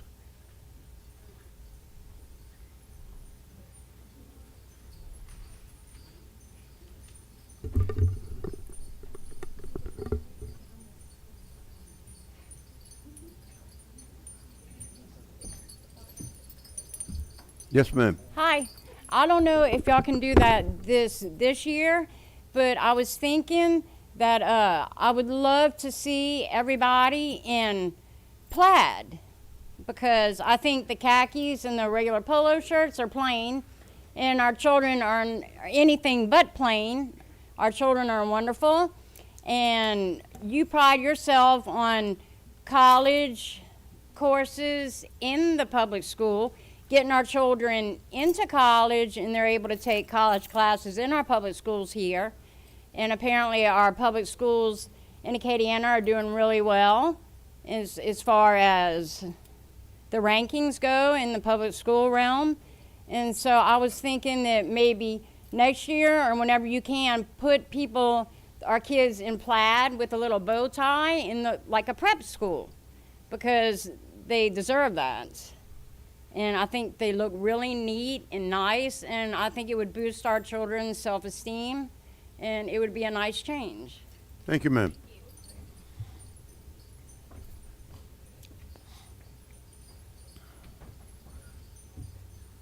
Hello, everybody. I am a parent of 2 in the parish, 8 and 4 special needs children. In regards to the handbook, I appreciate the change in the lunchbox situation that you're suggesting. It was concerning to us.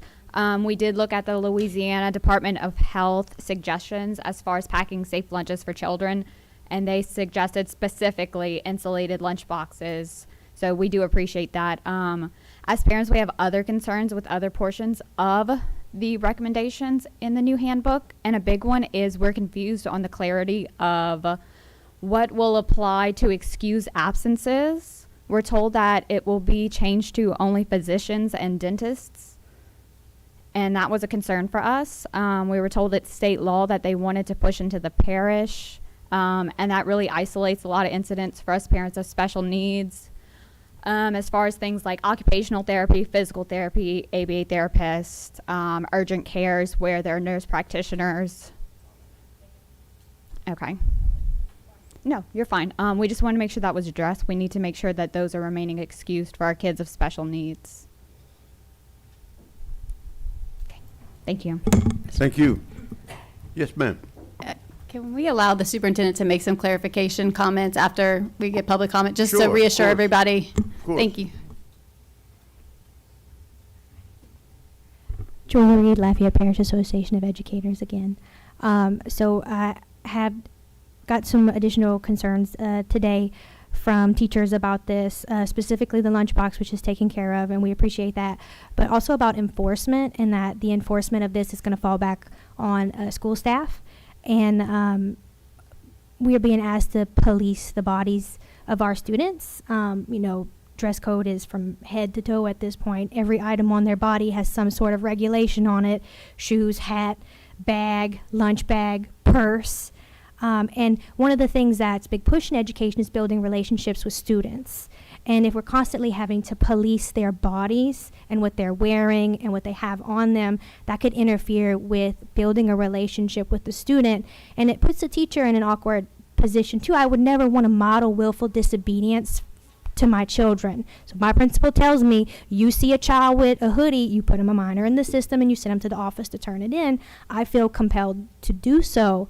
But that also then damages the relationship with that student, because I'm having to give them a punitive consequence, and then they feel like maybe, they can't talk to me, they can't trust me because I am dinging them on a minor infraction. So we're just concerned about the enforcement of it. If a family can't afford a book sack that is mesh or clear, because we had kids that come to school with regular book sacks. At some schools, they take them and send them to the office, and they have to go in between every class to get the book they need. They're tardy for the next class. It is interrupting instruction because they have to go to the office and get back in the 2-minute passing period. It's just the enforcement of it is concerning. Like, are we going to punish a child who can't get the book sack after it breaks because the clear ones and the mesh ones break? It causes a lot more conflict than you would think. And then there are some schools that don't enforce it at all, really, and then I hear from kids, well, at so-and-so school, nobody ever tells them anything, and I'm like, well, I don't know. It's not up to me, So I just ask that we have some consideration around enforcement. Teachers don't want to be put in a position of constantly having to police the bodies of children. We understand we do need safety. Like, I do understand that, and teachers do understand that. But again, it just can be problematic in its enforcement. Thank you. Yes, ma'am.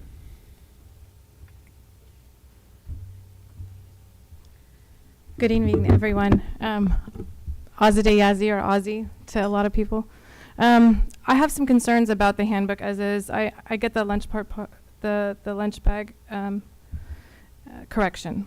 But if you look at we heard Sheriff Garber speak, if you look back at every mass shooting, they're not 9mm and semi-automatic pistols, and my husband's here, so he might make fun of me if I get the verbiage wrong, but my point is they're long rifles. Am I saying that right? Long guns.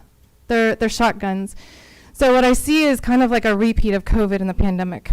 We take care of these restrictions, we put all of these rules in place, but we let sports still play. We let athletics still play. And you have a part in your handbook that talks about extracurricular activities, but not activities, not that event. You talk about the game, people going to the game. Okay, so you have duffel bags. And if you look back at the history, every single one of these shootings have duffel bags involved, full of weapons. But I don't see anything in the handbook addressing that. So I kind of wonder, what are we really addressing? If we're really serious about security and safety, then we look at those things and we figure out a better way to address those. Because there are students all the time, I mean, Mr. Robinson probably knows this better than anyone. There are students that bring guns on their campus, onto the campus in their cars. It's in their cars, it's a different situation, but they're usually those long guns. The other thing is the purses on the campuses.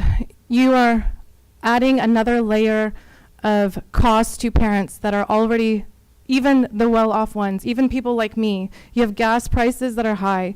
The cost of a deli meat used to be $3.49 and it's $7.99 for the same packet. So you want those parents to come to school, the schools of J.W. Falk, the transformation zone schools, and to go out and buy a clear bag, to go to the school to engage with those teachers, to go to the open houses, to go to those parent-teacher conference meetings. I think we're going a little bit too far on certain things and missing the mark on the logic and the common sense. I believe in having security measures. I believe in the SROs. That's another issue. I spoke with Sheriff Garber after his statements, and he said that he's addressing that. But I remember when you guys voted to put those SRO contracts and asked Dr. Aguilar and everybody to find $7 to $10 million to cut social services, social workers, behavior interventionists, Paget Guidry's program for arts and music, all those things that make a child whole and do the social emotional work that we need them to do so they don't get into those situations. I've had to call state reps to get involved to help parents with bullying issues because bullying is not addressed.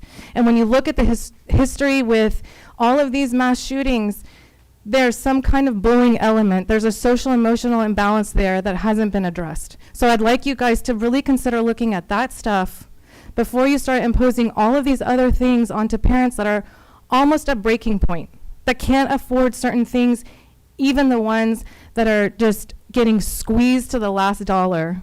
Just consider those, and I really urge you guys, it's already a motion on there, I hope it fails, and you redo it and look at some of those other things and table some of those other ones and have more common sense. Have your SROs actually patrolling instead of sitting in offices like I see at Acadiana High, at Acadian Middle, multiple schools that I've been into, they just sit in the office and then they go patrol, like the Karen Crow Middle School where the kid got off the bus and ran off the campus 3 times. Wrap it up. Thank you. Thank you, ma'am. Thank you very much. Let me remind you that you're limited to 3 minutes. Okay, sir?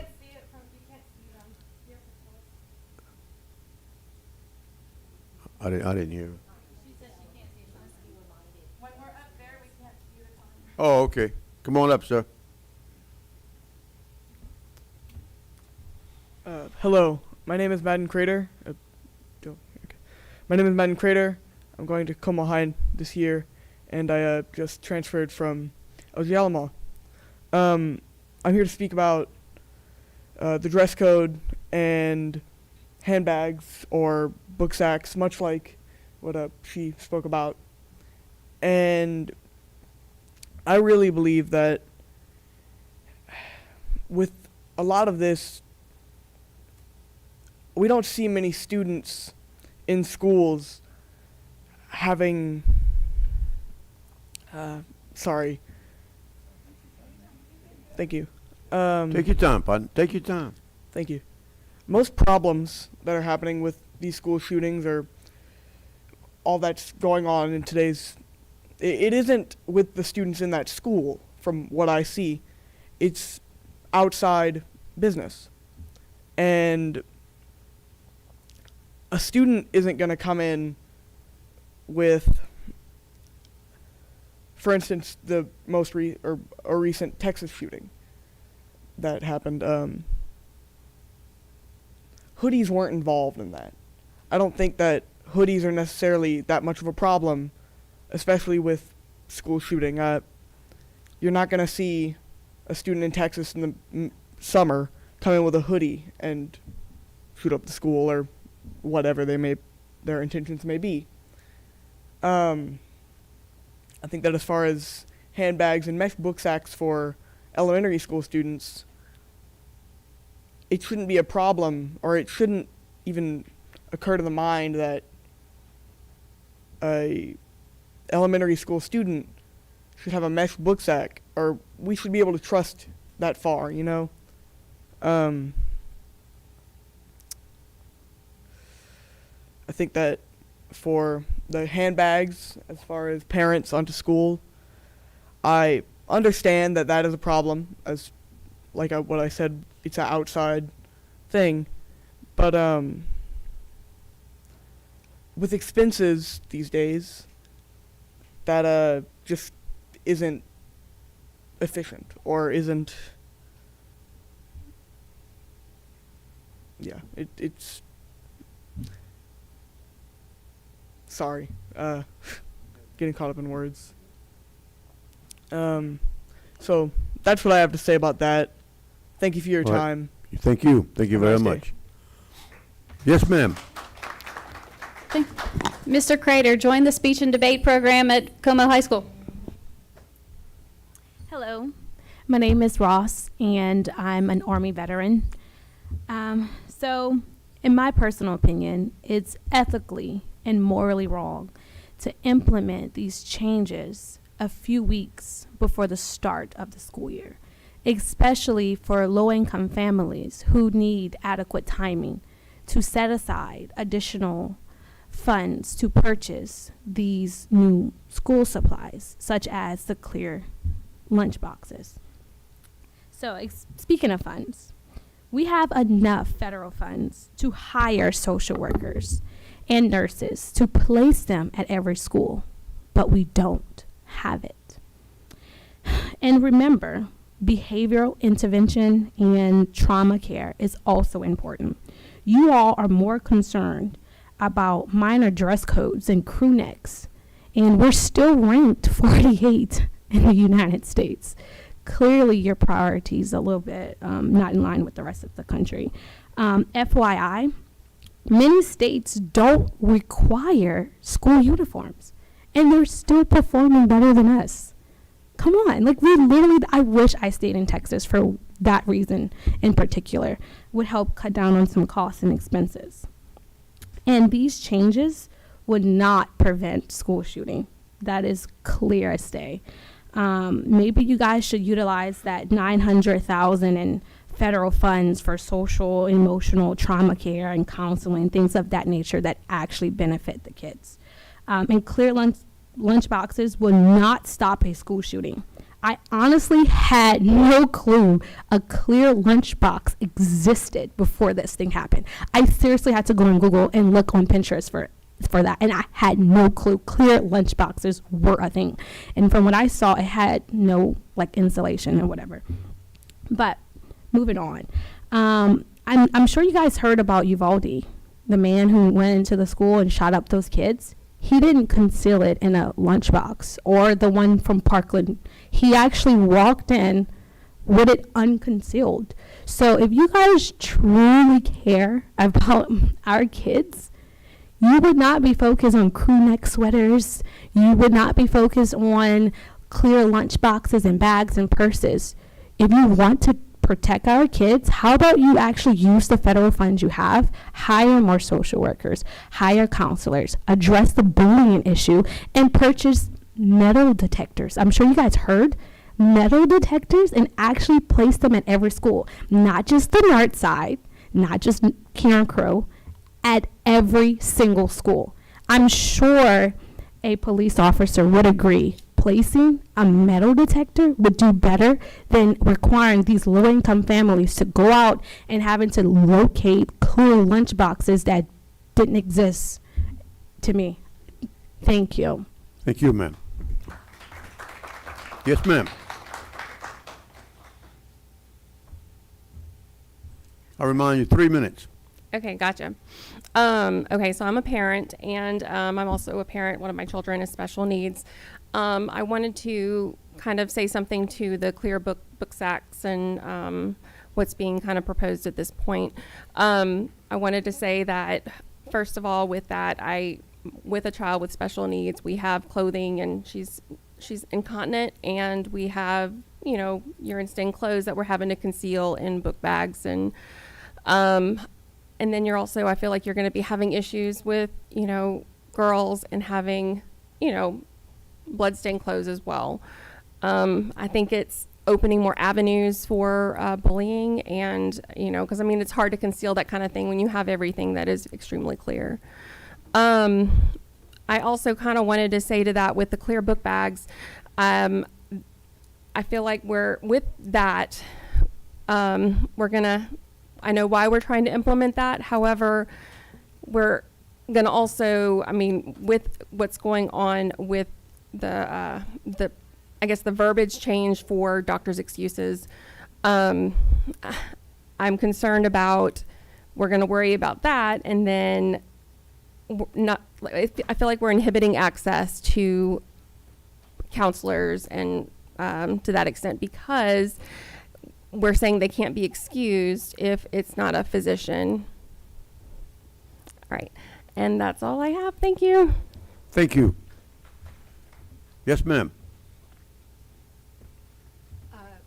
My name is Jessica. I'm a mother of 4 at the district. I also work at a doctor's office, and the verbiage of the doctor's excuses, there are days where the medical doctors are not in the office. PAs, NPs are seeing the patients. So if a student comes into the doctor's office that day, there's no medical doctor to sign that note, even though they were seen by a medical professional. So the verbiage of only having a medical doctor or dentist is not accessible for those, because like I know that I have a child that I have to go to Texas and New Orleans every 3 months for different doctors, and sometimes we see the PAs, and I have to go to those locations and see them both. So the verbiage of having just an MD or a dentist is not feasible for those in those, for like the physical therapy, OT. So there's got to be some way that it doesn't say just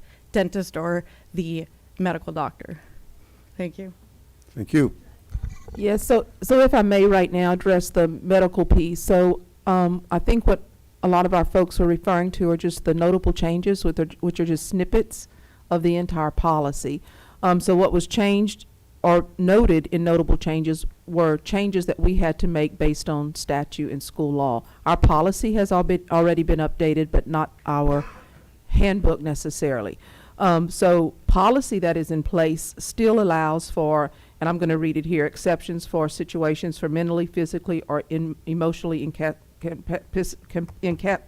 students, and the policy language includes professionally qualified, and it goes on and on. That allows for OTs, PTs, clinics, those things, but the notable changes only gave a snippet of what was it already changed in the handbook in prior years. But the entire policy covers all of those situations that some of you are concerned about. Yes. Could you clarify, that's excuse, correct? That's correct, yes. Yes, ma'am. Okay, I guess that was one of my questions. I'm a parent as well. So we are basically keeping, they can go to a chiropractor, they can go to an NP, they can go to a mental health counselor. Okay, I'll skip that point then. The other thing one of the things that and this might be a piece of just a snippet like you said, but the crew neck thing, I don't understand it. I mean, that to me just, why? Why not a V-neck? What is the point behind that? No logos. What teacher is going to say this logo is too big versus that teacher who doesn't think it's too big? Where do we put our feet down that this is just nitpicking beyond belief of what these kids are wearing? One of the local parishes, semi-close parishes, are going to be instituting a jeans. Why our kids can't wear jeans? What prohibits our kids from wearing jeans and learning in school? I don't understand why we nitpick so much about what these kids wear to school. It makes no sense. It makes it difficult for parents to find the clothing. Last year, it was almost impossible to find stuff to fit these kids. I'm having trouble again this year. I can't find sizes for my kids. Now, granted, it's only July, but we're getting close. I can't find sizes for my kids. It's ridiculous that we have to go through hoops to get uniform stuff. And then every year we get more and more nitpicky about what they can actually wear. It's very, very frustrating. One of the other things that is I think somebody else mentioned it, a month before school, and we institute change after change after change. A lot of parents have already bought stuff, and then we're going to put in all these changes, and now we have to go buy more stuff. Times are tight. Somebody else said it. Money is very tight for everybody right now. To have to make change after change, to have to buy certain shirts or certain pants, it's ridiculous. And it's very, very strenuous on a lot of family budgets right now. So that's another issue. I don't know where I'm at with time. Okay, thank you. I guess where the clear bag thing is only going to be based on a size now. If it's a smaller size, it's okay, but if it's, okay. That was my last point. Thank you very much. Thank you, ma'am. Yes, sir.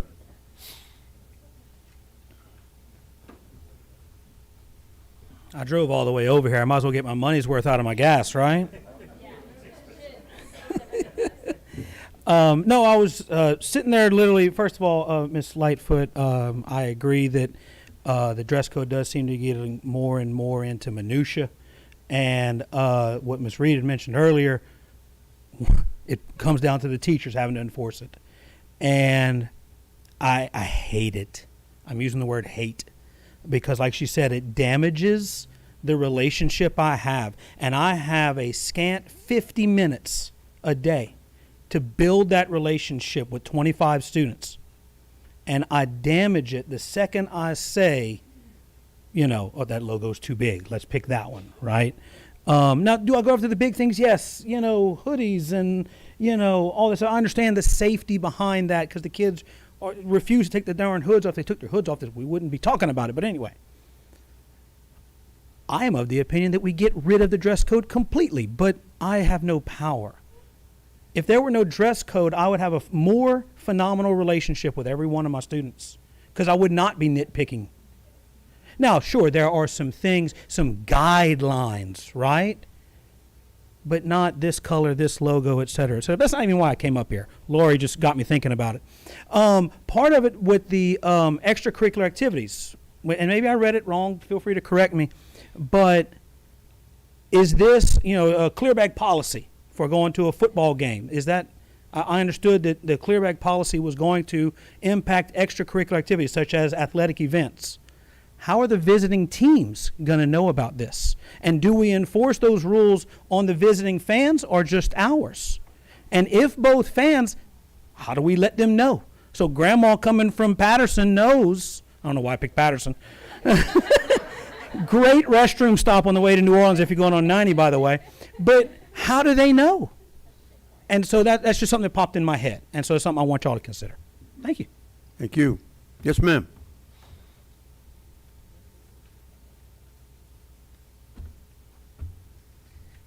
Hi, my name's Rachel. I'm a teacher, a special education teacher. I'm also a parent to 2 high school students at LPSS. I have 2 football players, varsity football players, varsity basketball player, and a varsity baseball player. We're strapped for money because sports are expensive. And I just want to address the clear bags from both sides. As a parent, it's an expense. Any expense at this point is a huge expense.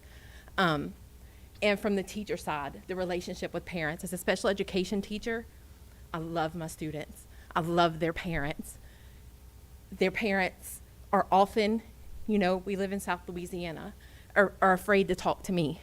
They're afraid to talk to the administration because they're out-talked. I know so much more about what's going on with their child than they do, and they know it. And then you get them to answer the phone, which is a job in itself. Then you get them to the school to meet with you in person. You say, well, you can't come in because your bag's not clear. And you walked here because, yes, I have parents that have to walk to the school to meet with us. You say, well, you can't come in now because your bag's not clear. And they're not just going to leave their purse. Women are not going to just leave the purse outside. So I would beg you to just consider that when you're thinking about it. That these parents work really hard just to work up the nerve to talk to me as their child's teacher, to talk to the principals.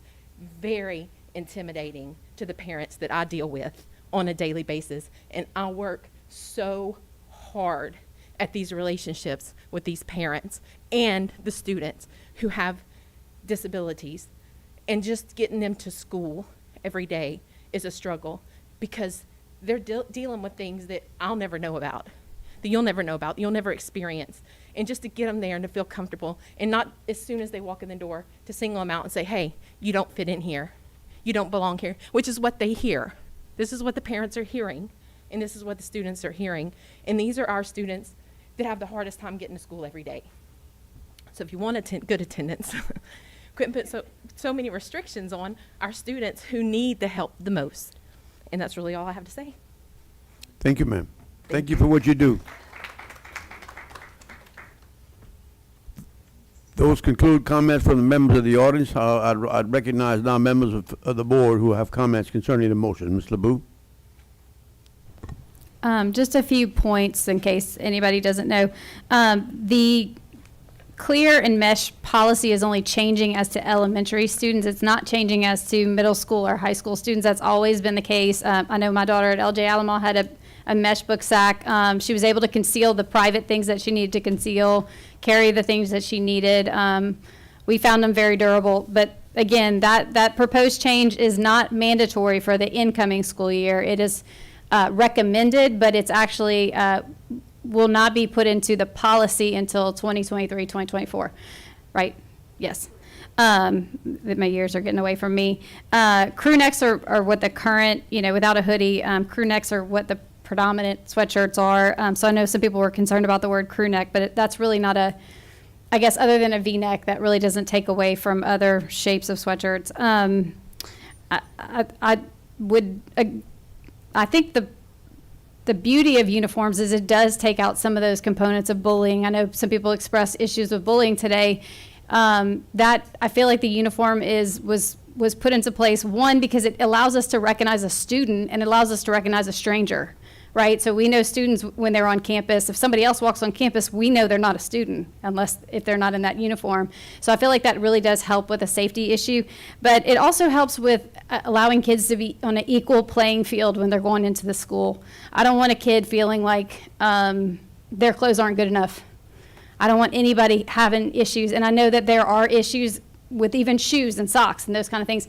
But really putting kids on an equal playing field with their clothing, I think is going to probably alleviate some of that bullying that might come up if we allow them to wear whatever. And again, it's a safety issue. Let's see. Just want to bring up a few issues. Again, there's not really a change in the policy as far as the larger bags. I know people are asking about, my child would have to bring a clear football bag or no. This is a change as to book sacks. It's a change as to the visitor bags, which there are some good points about visitor bags, and I understand maybe we can revisit that at a different point, or maybe that's an amendment that somebody wants to make. And then the changes to the elementary school bags. And again, the lunch bags, I forgot to put the word approximately in there because again, if your school bag isn't measuring exactly these dimensions, I don't think that'll be automatically removed or the kid will not be in trouble for that. It's just we want to keep them at a reasonable size so that we're not having people bringing in these large lunch boxes as a way to conceal things that maybe they don't need to conceal, or just even in bringing extraneous things on campus that may be harmless but are just another distraction to take away from their daily school. So those are just some of the points I wanted to bring up. Thank you. Yes, ma'am. Ms. Mason? Thank you.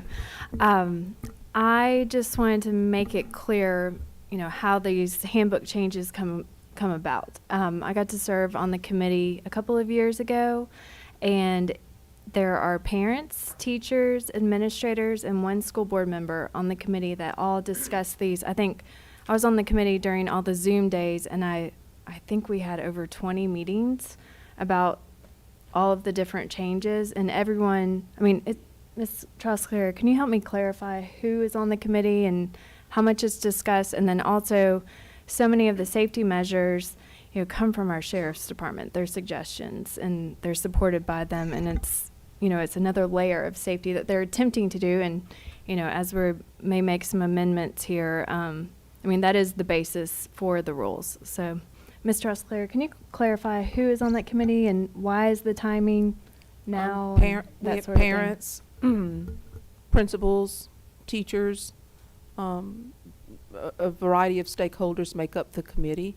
We've done the handbook at this time because we wait on any changes in statute that we have to add, which is why staff has not asked to require changes to the elementary book sacks until the 23-24 school year, to give parents an opportunity to know well in advance about that. The clear and mesh book bags for middle and high school, that has been in policy for a number of years on campuses, so that's not a change. The change is to all the extra bags that students may bring on campus. Okay, and that was my other clarification point that I wanted to make. The sports bags, we're not asking those to be clear, and That's don't correct, we and already that- have a procedure And for that has them? been in Okay. place for, in policy for a number of years as well, that those large bags used for sports, band, those extracurricular activities, that once students come onto campus, they are then placed in a secure area. They're not toted around campus. That is something else that's been in place for a while. All right, thank you. That's And that all. will remain the same. Okay, thank you. Mr. Lechley? Just a couple of points. Being the age I am, I can relay why we have uniforms in this parish. And it was implemented way back when to curb bullying, because children were being teased because they didn't have this type of jeans or this or so forth and so on. My son started school in '99 and went through the system, was bullied because he didn't have the right pair of tennis shoes. Now, he wore Under Armour because they were comfortable, and as you're growing, they were great for him. That was $100 pair of tennis shoes, and he's being bullied. So that's one of the reasons you have uniforms. To echo Ms. Mason, speaking with Sheriff Garber outside, and he said to please go ahead and use his name. They are in support of these clear bags. It does not make their job easier. It's just one more layer of protection. And we may never know if it works or it doesn't. But we have got to be proactive. We've got to take a stance. Because the minute something happens in a school and it come out of a book sack that had Spider-Man on it, somebody is going to be on Facebook wanting to know why we didn't have a clear bag policy, which we've had already. And like they said, it's just down to elementary school now. So that's a piece of that. This is supported by law enforcement. How do you deal with clear bags for visiting teams? Same way LSU does, same way UL does, same way the pros do it. Becomes common knowledge. We have an athletic director. An athletic director sends out, whether it's our parish athletic director or at the schools, to every single school on your schedule and let you know Lafayette Parish now has a clear bag policy for sporting events. Simple and done, okay? Somebody walks up, bring your item back to your vehicle. You have to start somewheres. And what we're trying to do is be proactive and move forward. I will always vote for safety. This is for the safety of your children and our employees. Some of these are not easy decisions, but at the end of the day, I am not willing to not move forward. So if implementing a clear bag policy makes people mad, I'm okay with that. I can live with that. I can vote yes for that. Because I am doing my best to try to keep your children safe. 32,000 children. I don't just have 1, 2, 3, or 4 to worry about. 32,000 children and 5,000 employees we're trying to keep safe. I know it may seem trivial, but over time, the world is causing us to change and do things different. Okay? I'm sorry. The hoodie issue, you tell one of these sheriff deputies back there, the guy with the gun had a black hoodie, he had it over his head. You got a school with 40 people with black hoodies. You just made their job almost impossible. Almost impossible. So that's why we don't have hoodies in school anymore. When I was in school, you could have found a shotgun in every truck or every vehicle on campus. Can't do that anymore. Times are changing, ladies and gentlemen. Our decisions are not easy. We don't take these lightly. But at the end of the day, I don't have it in me to get the phone call or the text from the superintendent that we had an active shooter and they brought it in a book sack. Remember, ladies and gentlemen, the grand happened in Lafayette, remember? It has happened in this town, in this parish. I don't want to be a part of this. So that's why we're trying to do this. So thank you. Okay, any other comments from members of the board? Yes, sir, Mr. Broussard. I echo what Mr. Lashley said. I disagree with uniform, but I can understand the reasons why we implemented it some years ago. Because of the high amount of money that some parents were spending for their child, $200-300 jeans versus a $30-40 jean, and the bullying was outrageous. So I support the uniform as it is written, but even though I'm not a fan of it, and to the parents that are concerned about their children with the mesh book sack or the clear book sack, I, like all of you, got a ton of emails about a whole lot of things about that. But even though the rule is blanket and it's supposed to be universal, it's supposed to cover everything, many circumstances are different. And I'm certain if you speak to the principal or somebody in administration, because if your child has to have certain things and it has to be undetected or something personal, there's always some circumstances that allows you to do something different. So don't be afraid to come to the principal or somebody in the administration and say, my child needs this because of that. And a lot of them was a lot of emails were sent to me with different circumstances that requires them to have something other than a mesh or clear book sack, and it's understandable. Just like the absence was concerned about that as well, that had been cleared up. So every circumstances that's presented has its own circumstances to be dealt with, something different. So we want to make sure that everybody is satisfied that when they leave home, they come back home. Every student, every teacher, every employee, and all of us as well. That's our main concern, is when you leave home in the morning, you return home in the afternoon.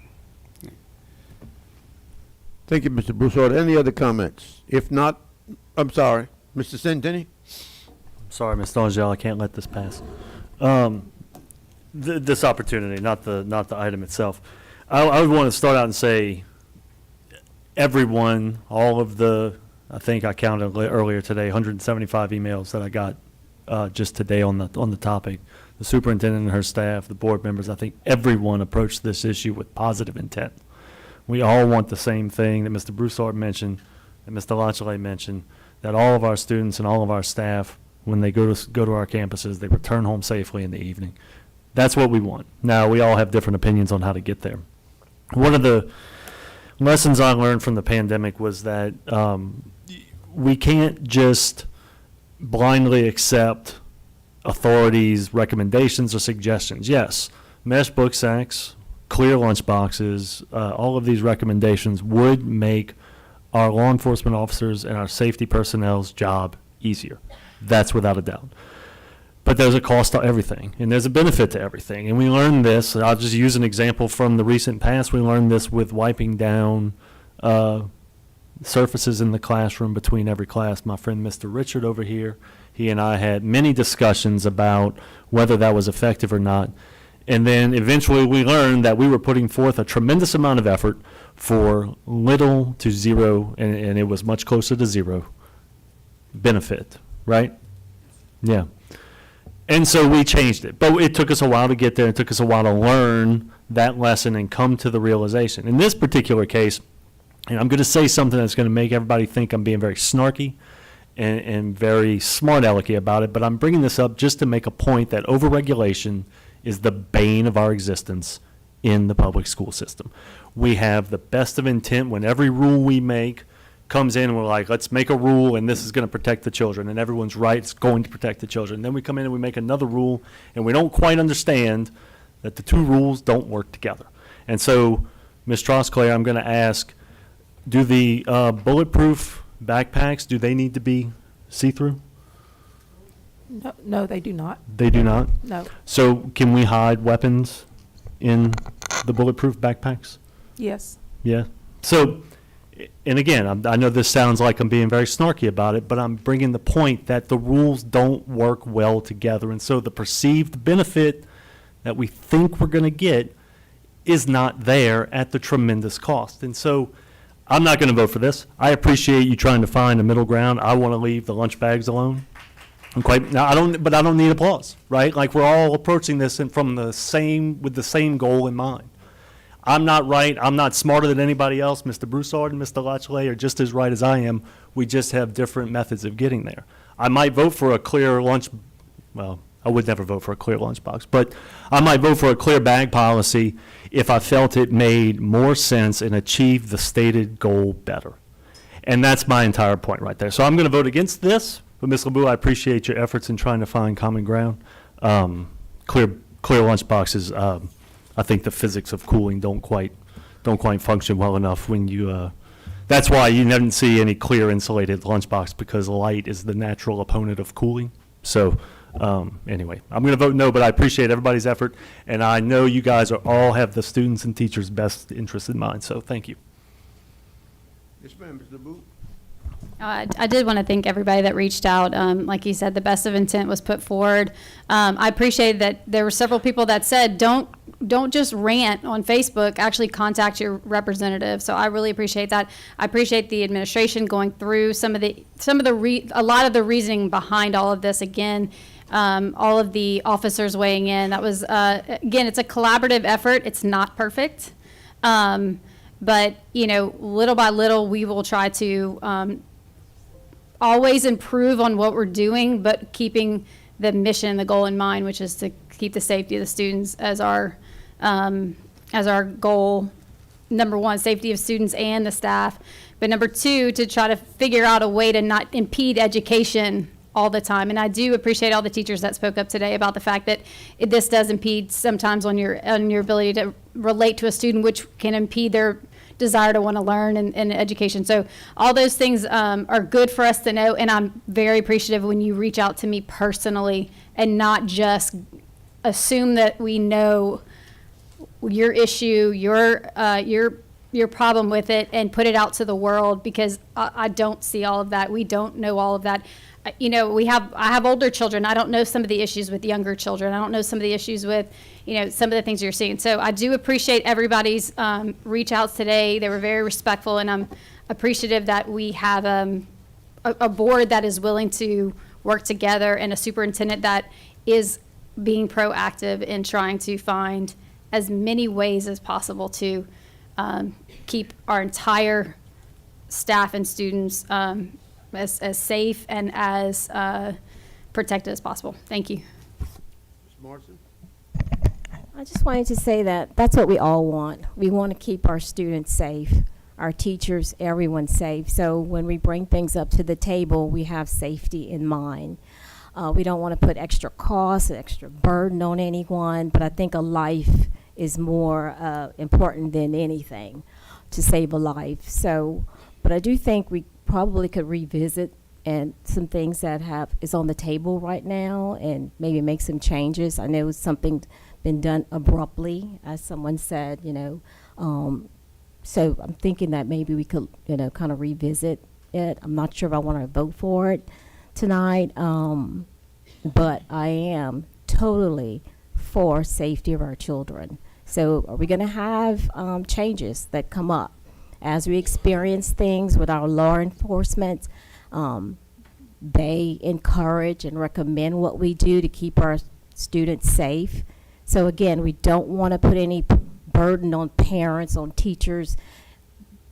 what we put in place is for a reason, and the main reason is for safety. Thank you. Okay, no other comments? Ms. Trostley, I want to thank you very much. I'm sorry. Dr. Schuster?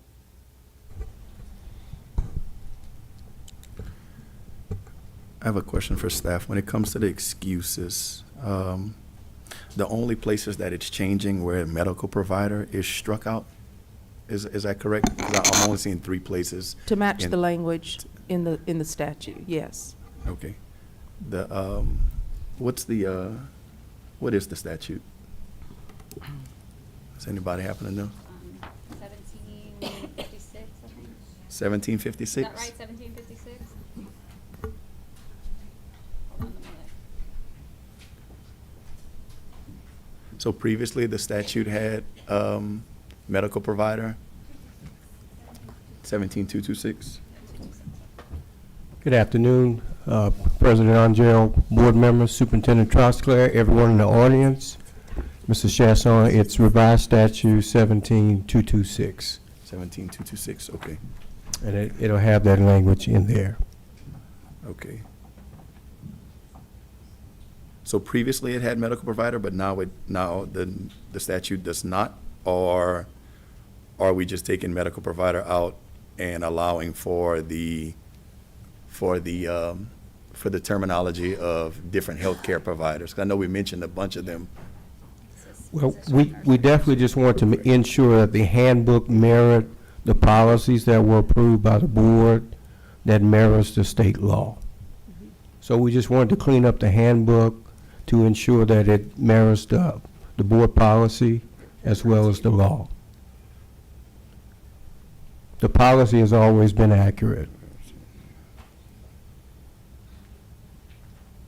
So state legislators took our ability to name healthcare providers and medical providers? Is that, am I coming to the right conclusion, or?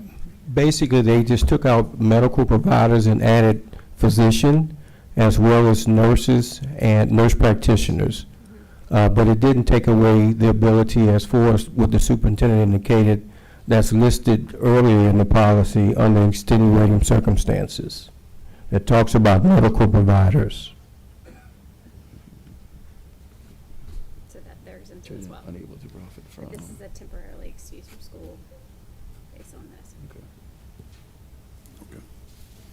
And that's in your policy, JBD, student excuses, absences and excuses. Okay. Yeah. A second question. So we cleared up the athletic bags, because I did get a number of phone calls for that. So athletic bags don't have to be clear. I wanted to say it again.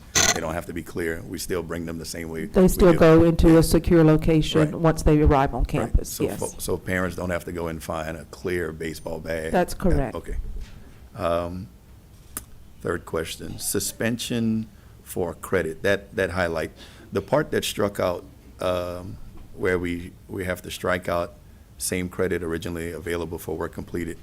Are we just cleaning up the language? Because it seems like it still reads as such with credit for work completed, but the previous one has me with the understanding that a child will receive all available possible credit, but when you strike that out and say credit for work completed, I just want to be sure that if the kid could have earned 100 points, the kid can still earn 100 points before I vote on it? Yes, they will be able to receive full credit as long as they complete the work in an accurate manner. Okay. And it's done 5 days upon their return. Okay. Yeah. Well, here it says same, but here it's struck out.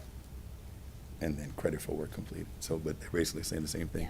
So as well, the number of days. A kid is sick, kid gets in trouble, kid comes back to school. The 5 day period. What is the corresponding 10-day verbiage that follows that 5 day? there's a 10-day verbiage right after that. Well, the 10-day verbiage basically is indicating that a student would only qualify for 10 days, only if it's an extenuating circumstance and it's approved by the principal as well as the directors. Okay. To ensure that all checks were crossed. But you can extend the 10, but it has to be an extenuating circumstance. Okay. And it has to be approved. But So- it's not automatically just given. So question for the 5-day, just for anybody that wants to chime in. Just let's pretend we're alone. A kid catches coronavirus. A kid is out for quarantine. Hopefully no symptoms, 5 days, 7 days. Kid comes back. The kid has 5 days to make up the missed work, but is also engaging in current work as well. So just my tendency to think that 5 days would be too short. I personally, as a parent, would immediately begin as soon as TJ goes back to school, as soon as Summer goes back to school. Hey, I would like to request a longer period of time than 5 days to catch up on the work missed and as well stay up on work that is currently going on. I would tend to think 5 days would be too short of a period. So I know that our educators and our school leaders certainly allow for flexibility depending on each situation. And so with the one that you just mentioned, that scenario, of course, we would use some discretion and not expect that a kid that has missed that much school would come back and be able to just make up all that work immediately. But there has to be an effort toward that. Right. Because we also don't want it to be so long of a period that a kid is having to, at the end of a 9-week period, you're running out of time, and then that just delays it. So, but I do know for a fact that our educators use their discretion to be fair with the students in those situations. Okay. Let's see. I guess there's been a lot of discussion about the clear backpacks, but I mean, everything that I'm reading, it says mesh or clear backpacks, and it has been mesh as well. So just to point out to everyone that it is mesh, the policy says mesh or clear backpacks.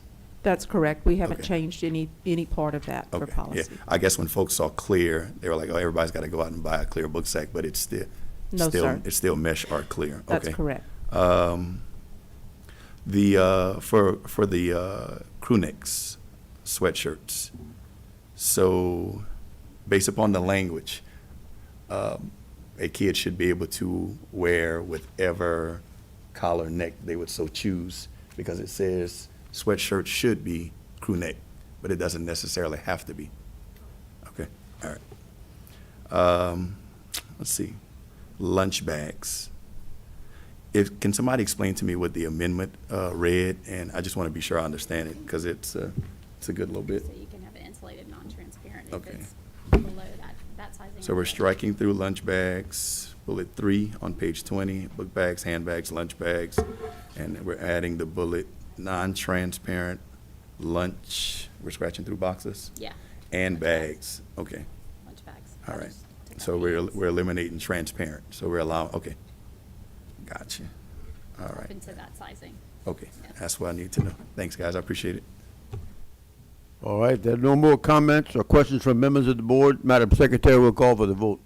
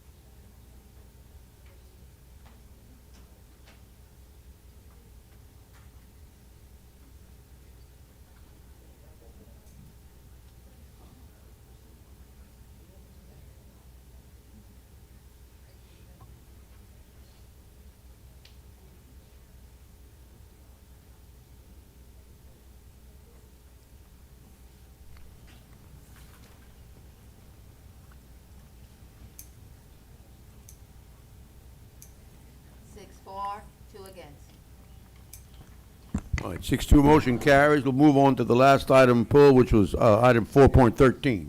Mr. President, I move that the board approves the attached RFP for school bus cellular live video streaming. We have a motion. Second. Second by Mrs. Morrison. Any questions or comments from members of the audience concerning this motion? Yes, ma'am. Come on up.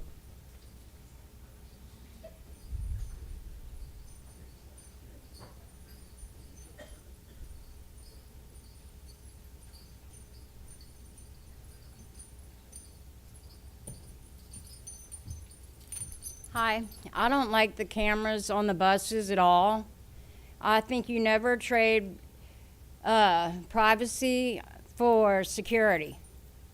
I believe that our children aren't bad. I feel like there's cameras on us everywhere we go. I mean, we're wired up, we're wired in, and most of us are very good, and because there's some bad people out there, very few. More of us are good, law-abiding, tax-paying citizens that don't do anything wrong. And because of a few bad people, we have to be monitored and tracked and watched and ogled all the time. And I don't want my granddaughter to grow up like that. I don't want our children to grow up like that. I think it's terrible. That's just my opinion. Thank you, ma'am. Any other public comment? Any board member comments? Yes, sir, Mr. Broussard. I've got to abstain from there, but I just need to say something. Mr. Watson, I know that those cameras are needed, and I would hope that we take advantage of that because I know firsthand some of the challenges that we've got on the buses with some of the students, some of the parents, and that's you and your crew begin the day. So the cameras on the bus and what the bus drivers do can help determine the success of our education. So I would hope that we use it to its fullest and take advantage of it because it's important. A lot of them don't know what go on the bus, but you know, they got some parents that need to be talked to. So I've got to abstain from that because you know, I've got a relative that's on this with your staff. But I would hope we use that as a starting tool to deter some of the challenges that we have. Yes, ma'am, Ms. LeBouf.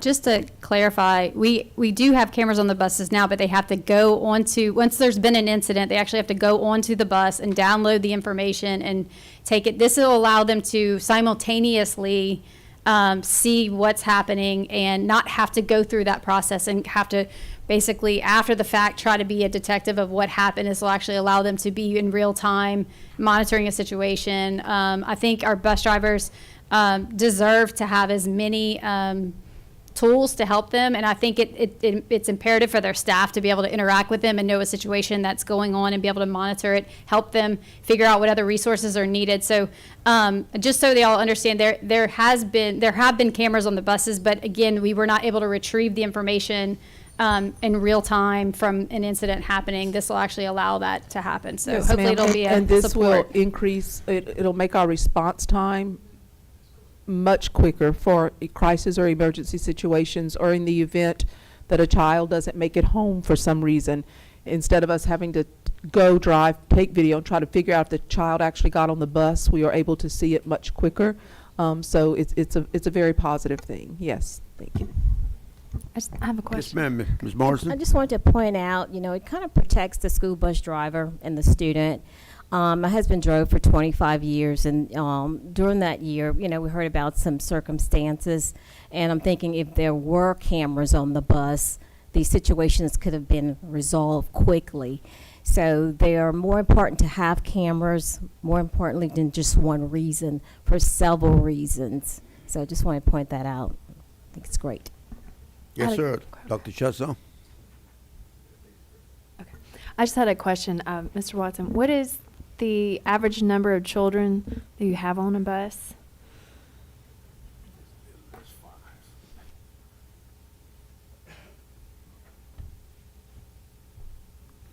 First of all, good evening. Jonathan Watson, Director of Transportation. Thank you. Board President, board members, Superintendent Trosclair. Yes, ma'am. So, Yes, so the ma'am. point of my question is, I was asking how many kids do we have on a bus on average? So on And- average, on each bus, we're looking at approximately 40 to 50 students, depending on if it's high school, elementary, or middle Okay. school. And do you feel that cameras, are your drivers in support of these cameras and having an extra set of eyes Yes. on all the kids? Definitely, yes, ma'am. So we Okay. did discuss it at the board, bus driver advisory meeting. Okay. So Good. we Well, I did- just wanted to make sure, and I mean, I want us to do anything to support, our bus drivers, because I mean, that's how we get our kids to school. So if Yes, they want this, I'm just so happy to support it. Yes, ma'am. Thank you. So I'll add this. So yes, they are in support of it.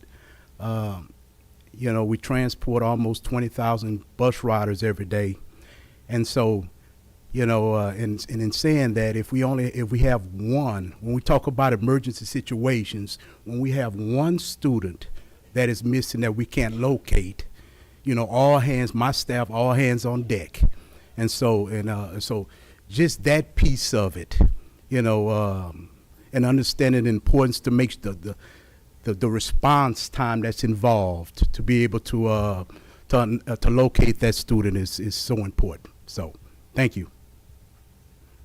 Yes, sir, Mr. Broussard. Give you a to-do list. Could you and whoever else on your staff or whatever support you can get, see if the transportation department can solve the problems we got with the car rider line, because it's getting out of hand. We have to acquire more property, and I understand they want to protect their most precious jewels, but we have to acquire more land and do things for the car rider line. So, and I took it upon myself a year or so ago, and the long line we had at one of the schools, and asking them, when we have the bus available to them, why would you sit in the hot sun for 2 hours to wait for your son? What, won't have nothing to do. But do you have any idea how we can enhance your transportation department to make it more inviting to send their kids on the bus? So, Mr. Broussard, yes, sir. So I can assure you that every opportunity I get, I try to encourage from kindergarten, from pre-K on down, up rather, to be a bus rider. So yes, so I'll continue to encourage. I'll continue to do my part. I'll continue to work at Mr. Borderlawn there on some of the traffic issues and addressing some. So yes, I'll continue to do my part. You have a question? All right. If there's no more question, I'm sorry. No.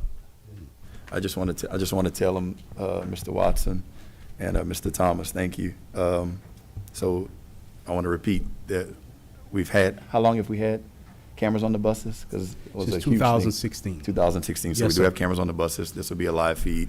But these cameras, guys, have allowed us to track down missing children. That is correct. Children that got off the bus on the wrong stop by accident. That's correct. At the wrong stop by accident. At the wrong stop on purpose. That's correct. Fights that have occurred on buses. There's a million stories until you turn the camera on and you can see, oh, well, she really didn't start. Oh, the young lady had no chance of even defending herself, and yet both kids were taken away. These cameras have allowed us to address a very small sect of parents that somehow lose their minds sometimes. And you said it nicely. I'm gonna say it. We've had parents threaten bus drivers, threaten kids, threaten to get on the bus, physically get on the bus. That's correct. We've had other random situations of adults called to come and meet at the bus stop. Correct. to try and get on the bus to fight kids.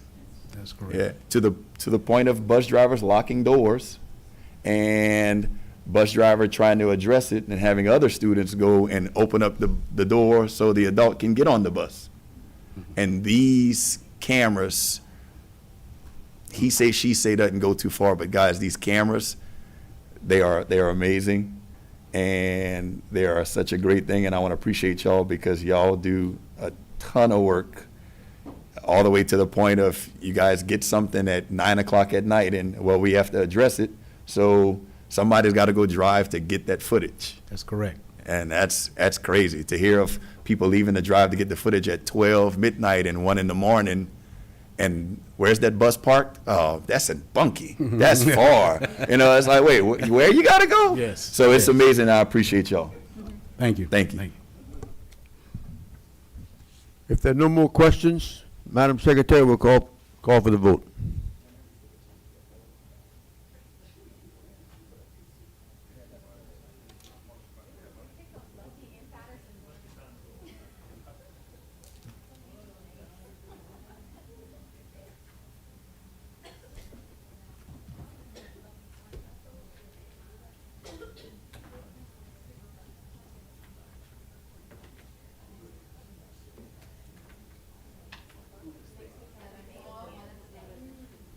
I'd like to, in closing, I'd like to congratulate Ms. Trosclair on her contract extension. And Thank you all. Thank you And very much. and I know that you will do as you have been doing in the past, a wonderful job. Thank you again. This meeting is adjourned.